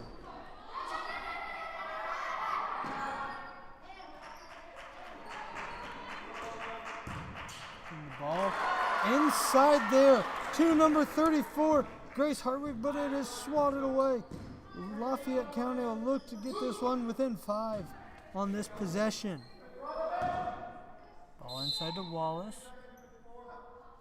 Like Dawkins is going to be called for the 3-second violation. Looks like that one was pretty close there on the line, but gonna get her called on that one. Puts the ball back in favor of St. Paul. St. Paul bringing the ball up the court now. Good defense by Wallace. Takes the ball away. Up to Looney. Looney now brings the ball up. Sets the offense. Outside to Bennett. Dawkins, good hustle to keep that ball alive. Looney into Wallace. Wallace outside to Lineback. Lineback for three, rims out. Rebound Hines. Ball up the court with the pressure by Adrian Martins.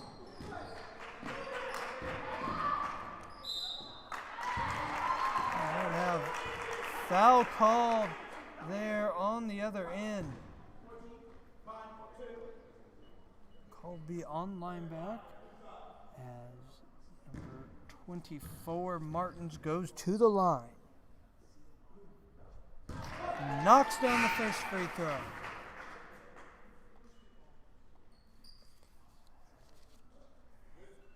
(18-10).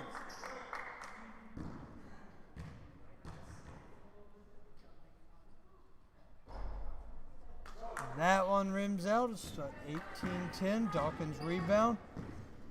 Up to Craig. Craig brings the ball up the court. Working inside to Wallace.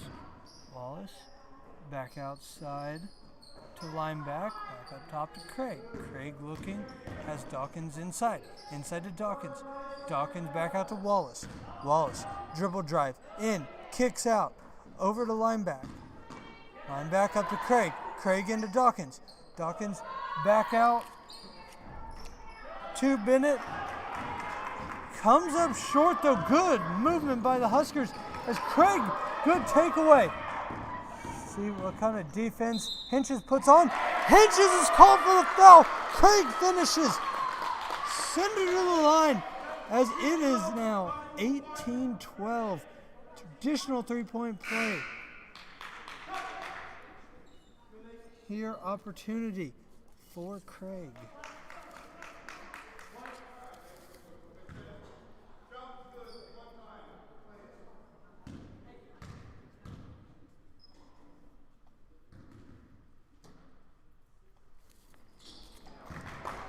Craig knocks it down. We're down to a 5-point ball game here.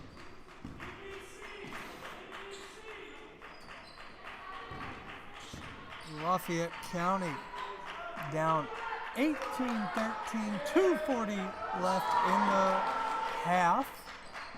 A good half of basketball here. Good pressure by the Huskers. Forces the turnover. Some good energy here in the nightcap, the first night of the MRVC I-70 Crossfire.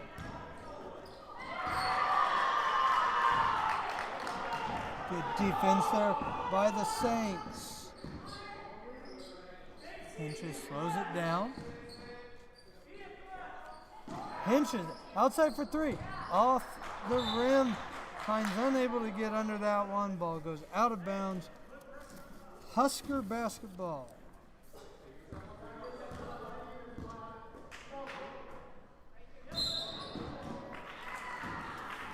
Travel called. Getting just a little bit ahead of themselves there.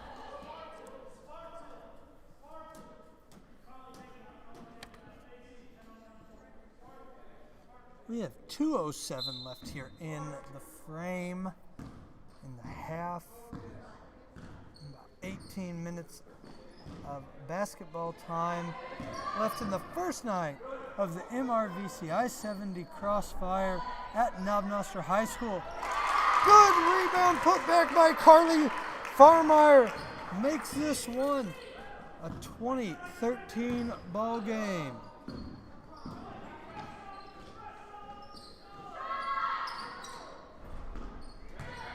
Well, good rebound there by Brianna Fraking. Hine with the rebound. Craig with the steal.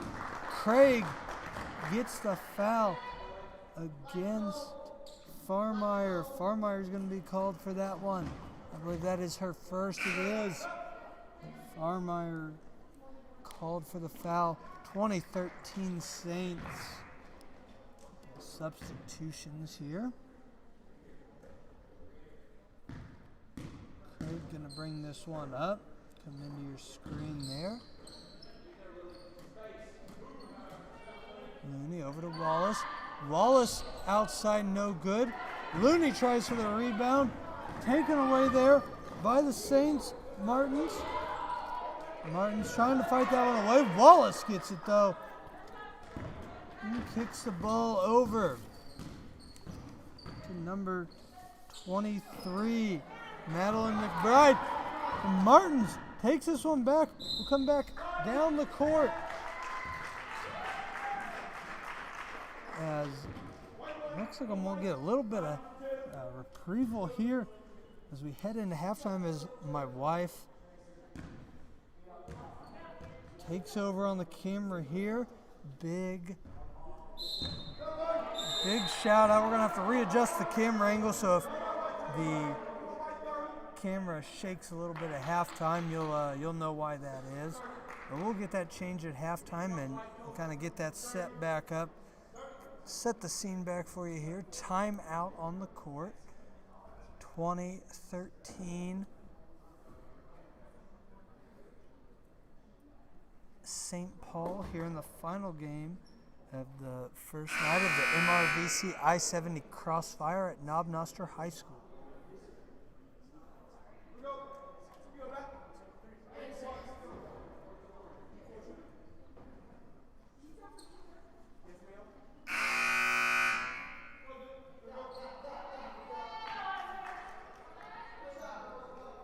Martins has one shot left. Free throw attempt is off the rim. Good hustle there by Hartwig. Gets her team the ball back. 47.5 seconds left. St. Paul leads 2013.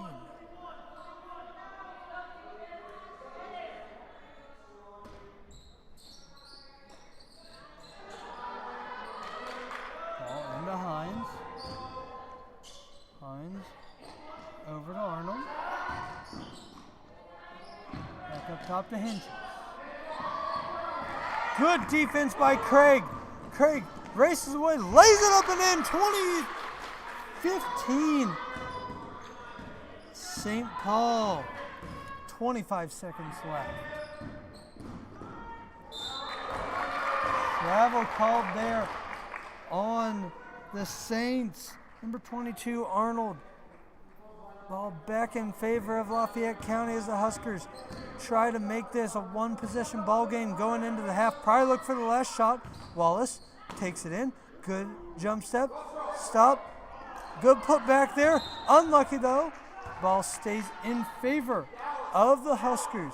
8 seconds left. 5-point ball game here in the final game of the first night of the MRVC I-70 Crossfire. Wallace looks in. That one's going to be punched away as Wallace gets one more chance. No good at the buzzer though. And this one will go into half with Lafayette County trailing St. Paul 20-15. Once again, we'll work to get this camera readjusted here in the second, or at halftime for the second half. So just bear with us a little bit if the camera starts to get a little bit shaky. We'll be back with the second half action shortly.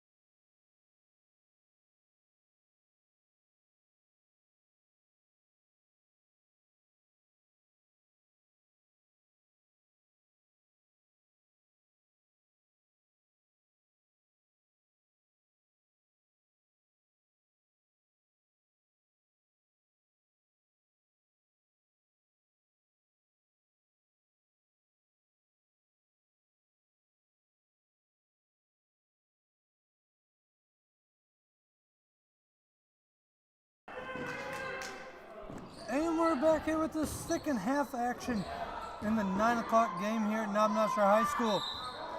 St. Paul taking on Lafayette County. Saints lead 2013, 6:58 left in the third quarter. This has been score-wise the closest game we've had tonight is Wallace's free throw attempt rims out.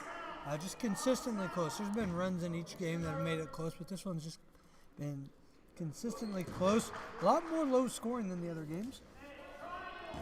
Just been a really good complement of two teams here. It's 20 to 16. St. Paul. Steal over to Looney. Looney kicks it out. Shot by Bennett is no good. Well, back up the court by Martins.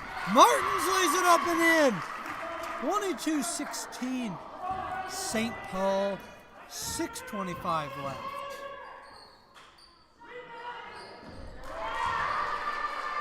It looks like a triple is good.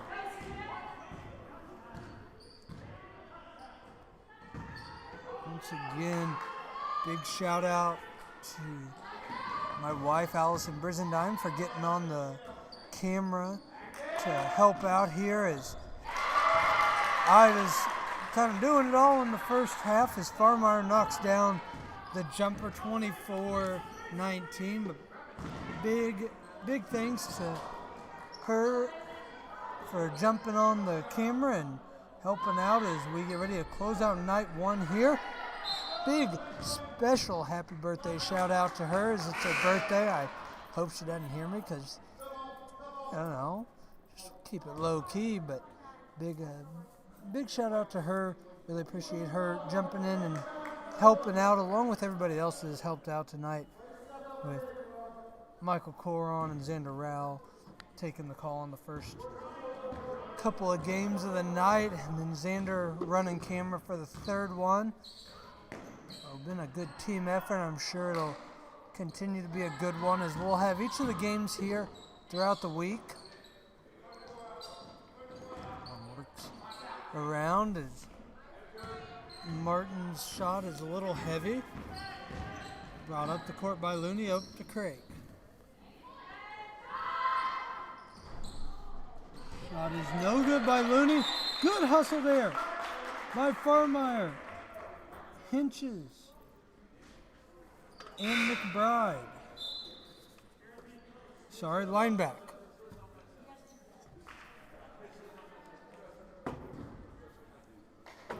Again, if you're not able to follow along with all the games on YouTube, you can follow along on the KNHS Sports Marketing social media account. We'll work to update the games and brackets and scores throughout the week, keep everybody up to date. We are in game number 4 of the MRVC I-70 Crossfire at Knob Noster High School. Got another full slate tomorrow night. I'll run that schedule by you here in just a second.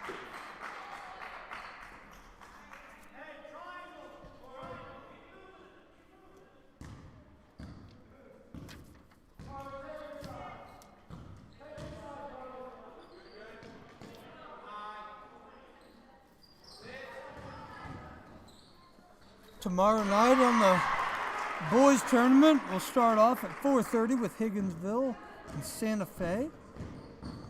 6, St. Paul and Knob Noster. 7:30, Wellington-Napoleon and Tipton. And 9 o'clock, Lexington and Concordia. It's now a 26-19 St. Paul lead. Timeout, Lafayette County, 4:11 left in the third quarter. This time, just want to give a big shout out to our 2020-2021 yearbook sponsors, Mama Pins, Rockin' Sports Entertainment, and Sonic of Knob Noster.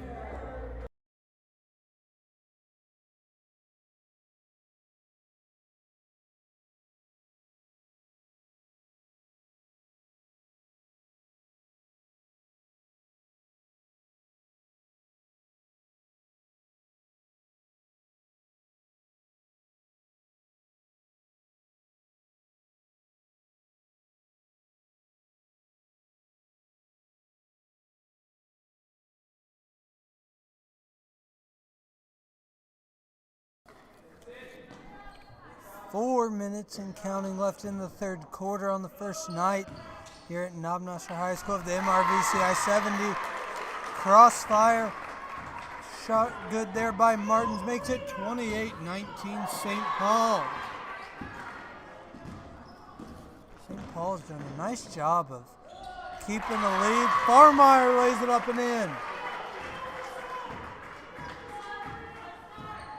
Just like that, it's 30-19. Wallace over to Looney. Out to the linebacker. Down low to Wallace. Wallace is fouled. Going to the line for 2.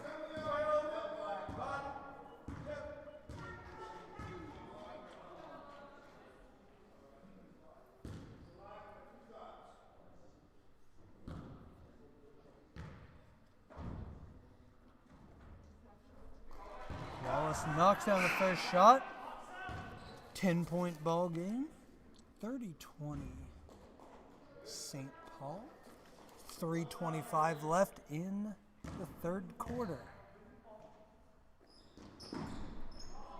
Wallace' second shot is heavy, but gets her own rebound.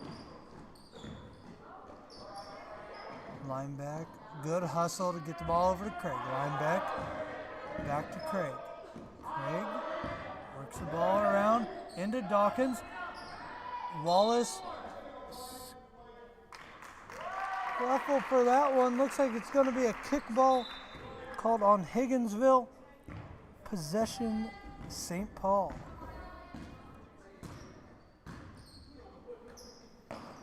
Hinches. Over to Martins. Martins drives in. Kicks back out to Hinches. Hinches has been known to take that 3 throughout the night. Martins takes a 3. Martins drains a 3. 33-20. St. Paul. 2:45 left in the third quarter. Dawkins lays it up and in, draws contact, finishes the basket, goes to the line, look for the traditional 3-point play.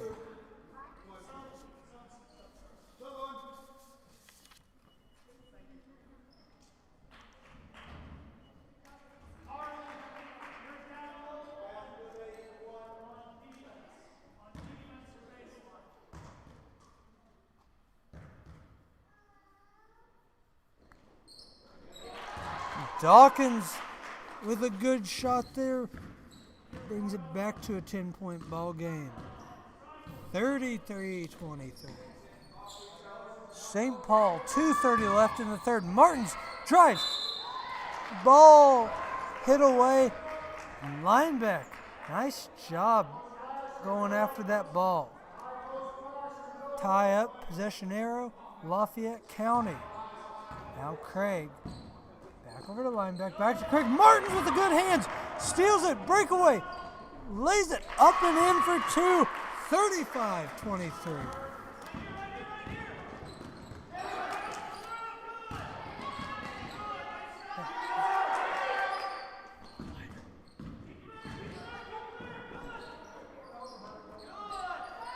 Linebacker for 3, off the mark, rebound by number 34 for St. Paul, Hartwig.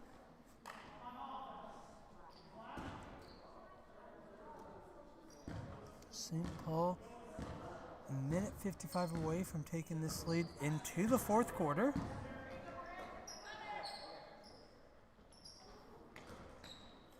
Farmeyer.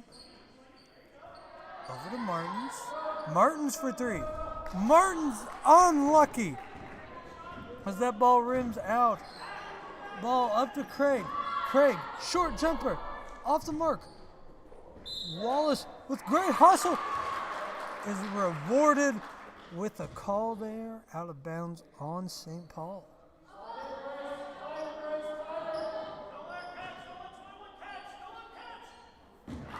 Ball thrown over the head of Dawkins.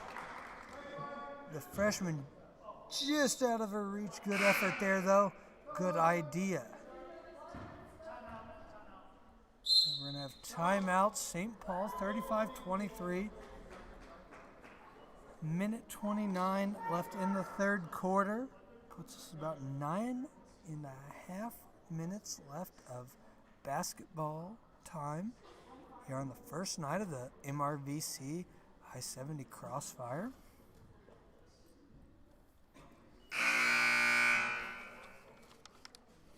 Just to run back through the games tonight. We had a pair of 30-point wins by both Tipton and Santa Fe. Tipton opened the night with a win over Concordia, while Santa Fe followed that up with a win over Knob Noster. Tipton and Santa Fe will play at 6 o'clock on Wednesday on the right side of the bracket, while Knob Noster Concordia will play for a 5th place spot, or a spot in the 5th place game. That'll be played on Friday night at 7:30. Really nice defense there by Looney. But good job working into Formeyer. Formeyer takes the contact, lays it up and in.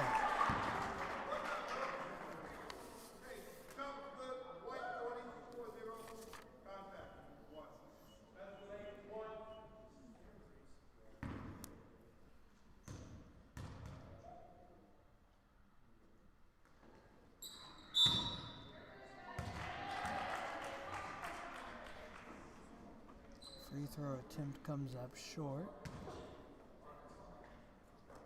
As we have just about officially 1 minute left here in the quarter. This foul will be called on Formeyer. That'll be her 3rd.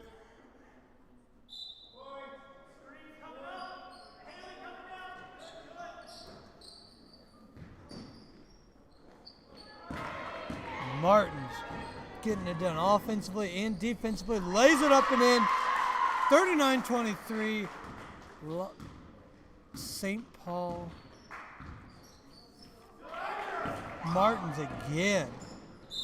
Gets fouled. No problem, though. Finishes the play. 41-23. St. Paul starting to pull away with this one.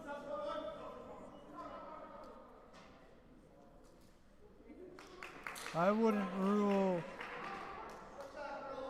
Lafayette County just yet. There's still a lot of basketball left to be played in this one. Martins knocks it down.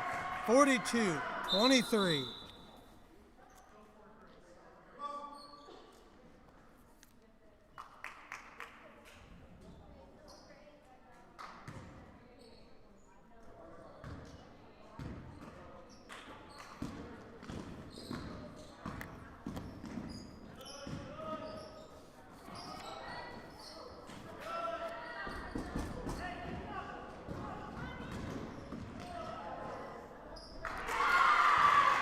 Laying it up and in there is St. Paul, making this one 44-23. 16.9 seconds left in the 3rd.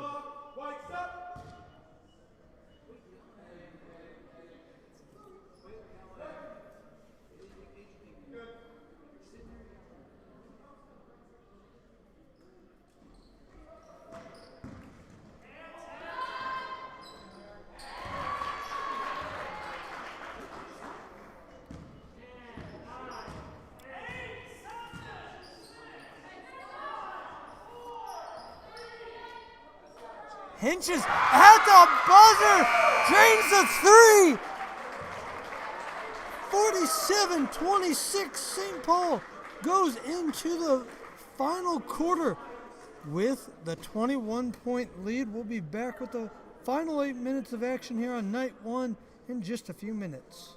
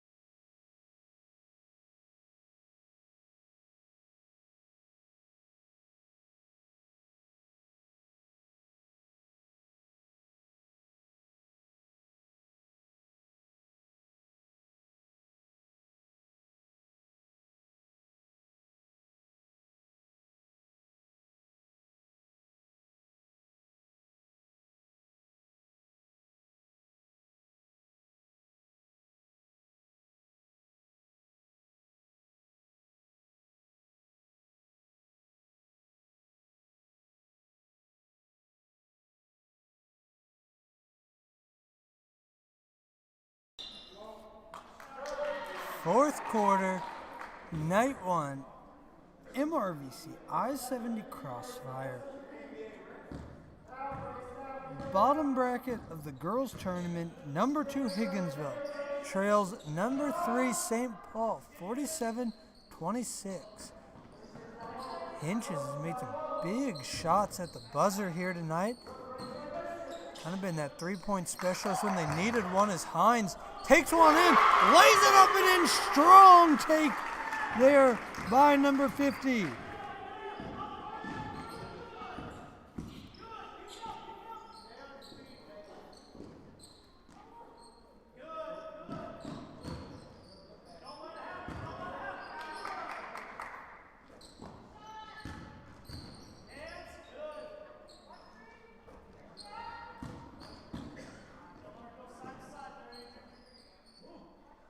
Lafayette County done a nice job of working the ball around tonight, but that defense of St. Paul is really something to speak for. As they force a shot there, that long two, the exact shot they wanted to make Lafayette County take, as we got 6:41 left in the ball game. And on night one of the MRVC I-70 Crossfire at Knob Noster High School, Farmeyer takes one up and in. Lots going on down low. Not sure how. Nobody picked up a foul on that one. Referee really letting them play. Martin's getting right back up in the face of the Lafayette County attack. Now ties one up down low.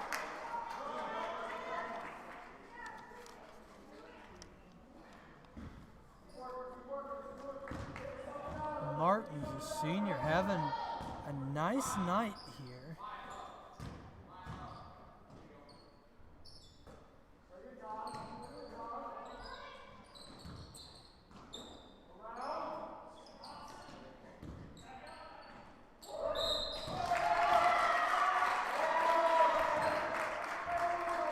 Another foul called here, as Hines will go to the line.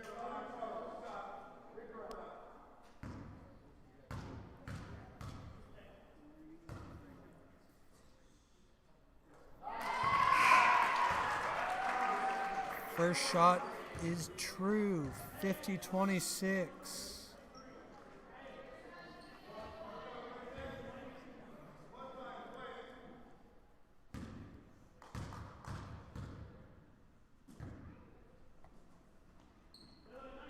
Second shot finds the back of the bottom of the net. 51-26. 25-point ball game. Just correct myself, just so I can be spot on correct. It was a 30-point win for Tipton earlier and a 29-point win for Santa Fe. 65-point win for Wellington-Napoleon. And we will see what is the outcome of this one. Is Higginsville trails 50-29, 5:25 left in the final game of the first night of the MRVC I-70 Crossfire Basketball Tournament at Knob Noster High School. Hines to the line to shoot two. And is off the mark.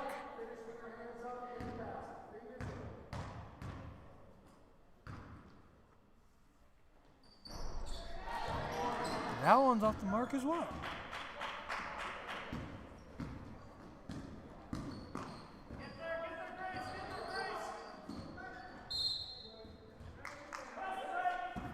St. Paul defense has just been daunting tonight. Real strong presence. Hines plays the ball up.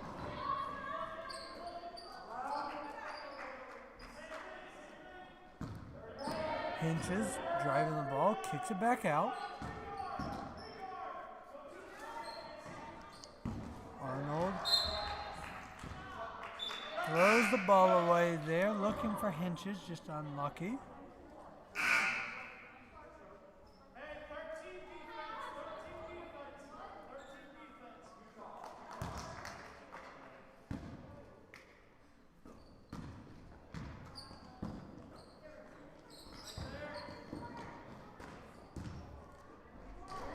St. Paul continues to apply the pressure as Martins takes that one all the way in, but good job by Lineback to hold on that one. Dawkins did a nice job also putting pressure on. Lineback up top to Looney. Martins called for the kick. 4:26 left, 51-29.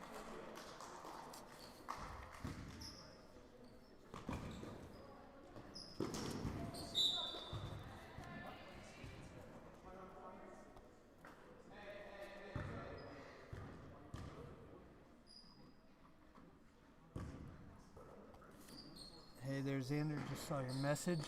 Thanks again for your help tonight. Appreciate it. As Xander and MC on the mic had the first 2 games of the night. Myself, Derek Brizendine, had the 3rd and 4th game. Xander ran the camera for the 3rd game, and my wife helped me out, picked up at halftime of this game.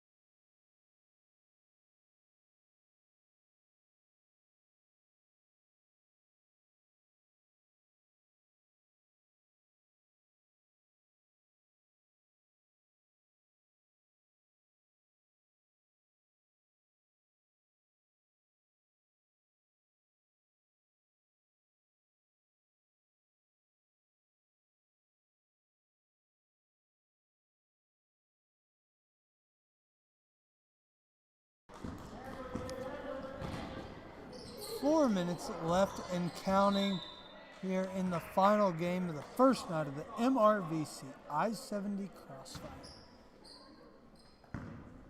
This one been one of the score-wise closest games in the evening, but in the 3rd quarter it was St. Paul just pulled away, slowly picked and pulled away, as the Lady Saints now control a 51-29 lead with 3:51 left in the ball game.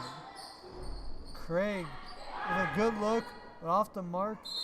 Good hustle there by Dawkins, Martins, and Looney.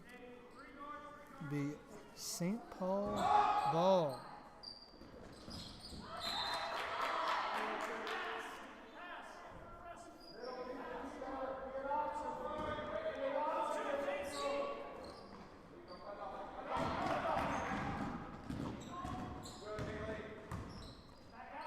Martins kicks that back out to Hinches. Jumper off the mark. Went in a little hard though. Picked up the foul. 30-31.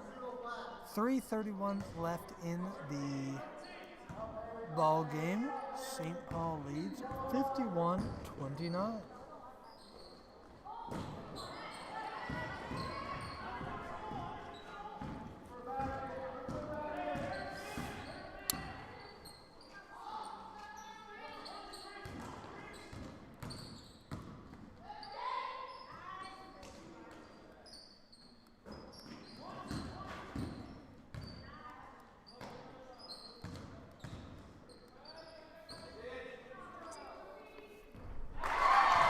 Hinches for 3. 54-29.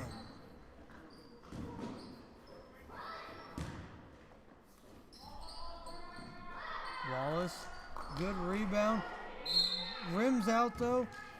We're going to call that one on line back. 2:44 left in the ball game. 54-29 St. Paul.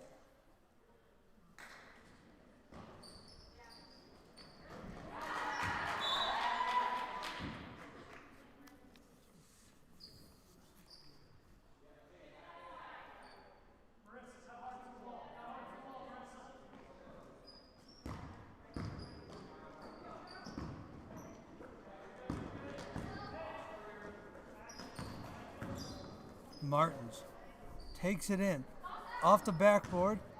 Good hustle. Good defense there by Lafayette County. 54-29 St. Paul. 2:20 left. Looks like Craig's going to get called for the foul on that one.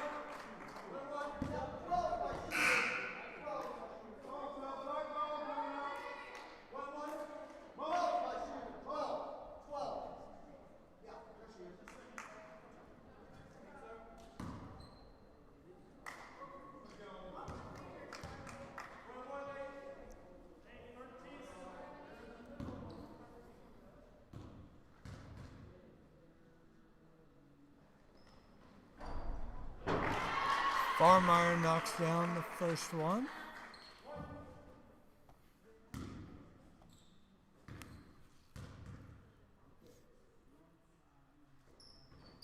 And the second one is true as well. 56-29. Martin steals the ball away.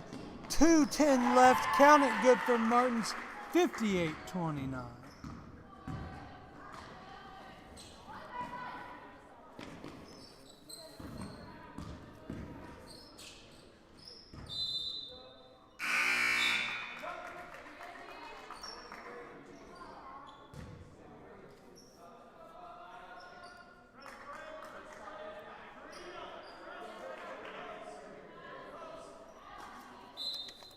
This holds true.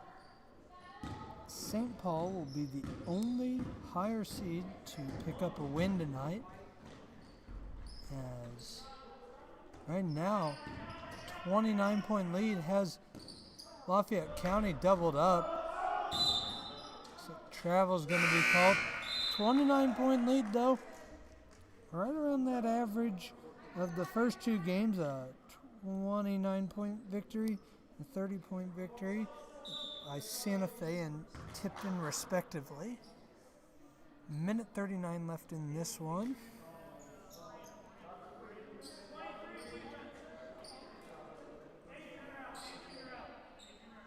And after this one, we will wrap it up for the night.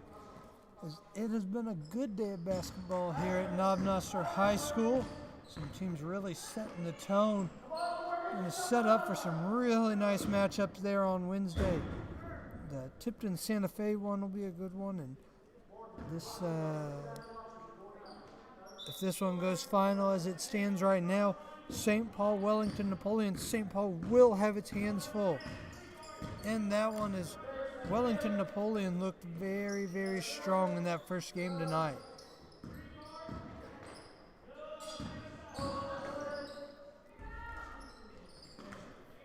Good job by Farmeyer to get the rebound.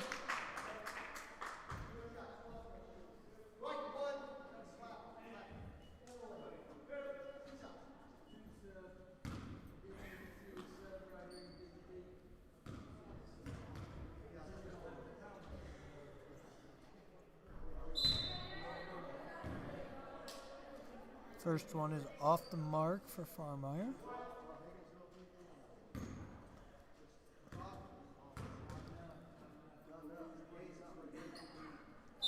We're going to have a lane violation. That one is called off. Minute 10 left. 58-29 St. Paul.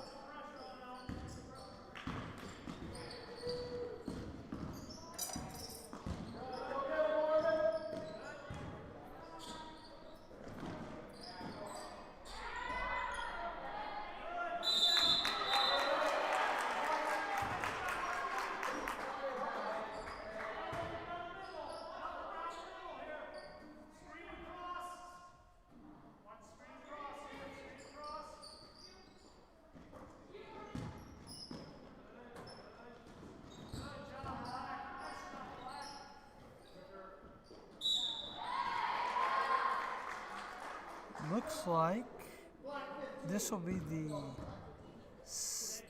second meeting between St. Paul and Wellington-Napoleon this year. As Wellington-Napoleon won the first one 61-45 on December the 8th. Looks like the only team Wellington-Napoleon hasn't played yet would be Tipton in that winner's bracket, so should be a good one. As they've also played Santa Fe, 56-31 victory.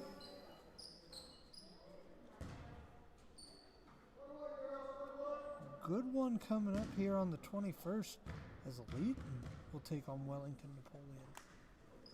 Very strong programs. That one's off the mark. Rebound by St. Paul. 38 seconds left as this one, we're going to get ready to wind it down here on night one of the MRVC I-70 Crossfire. Higginsville continue to fight in this one.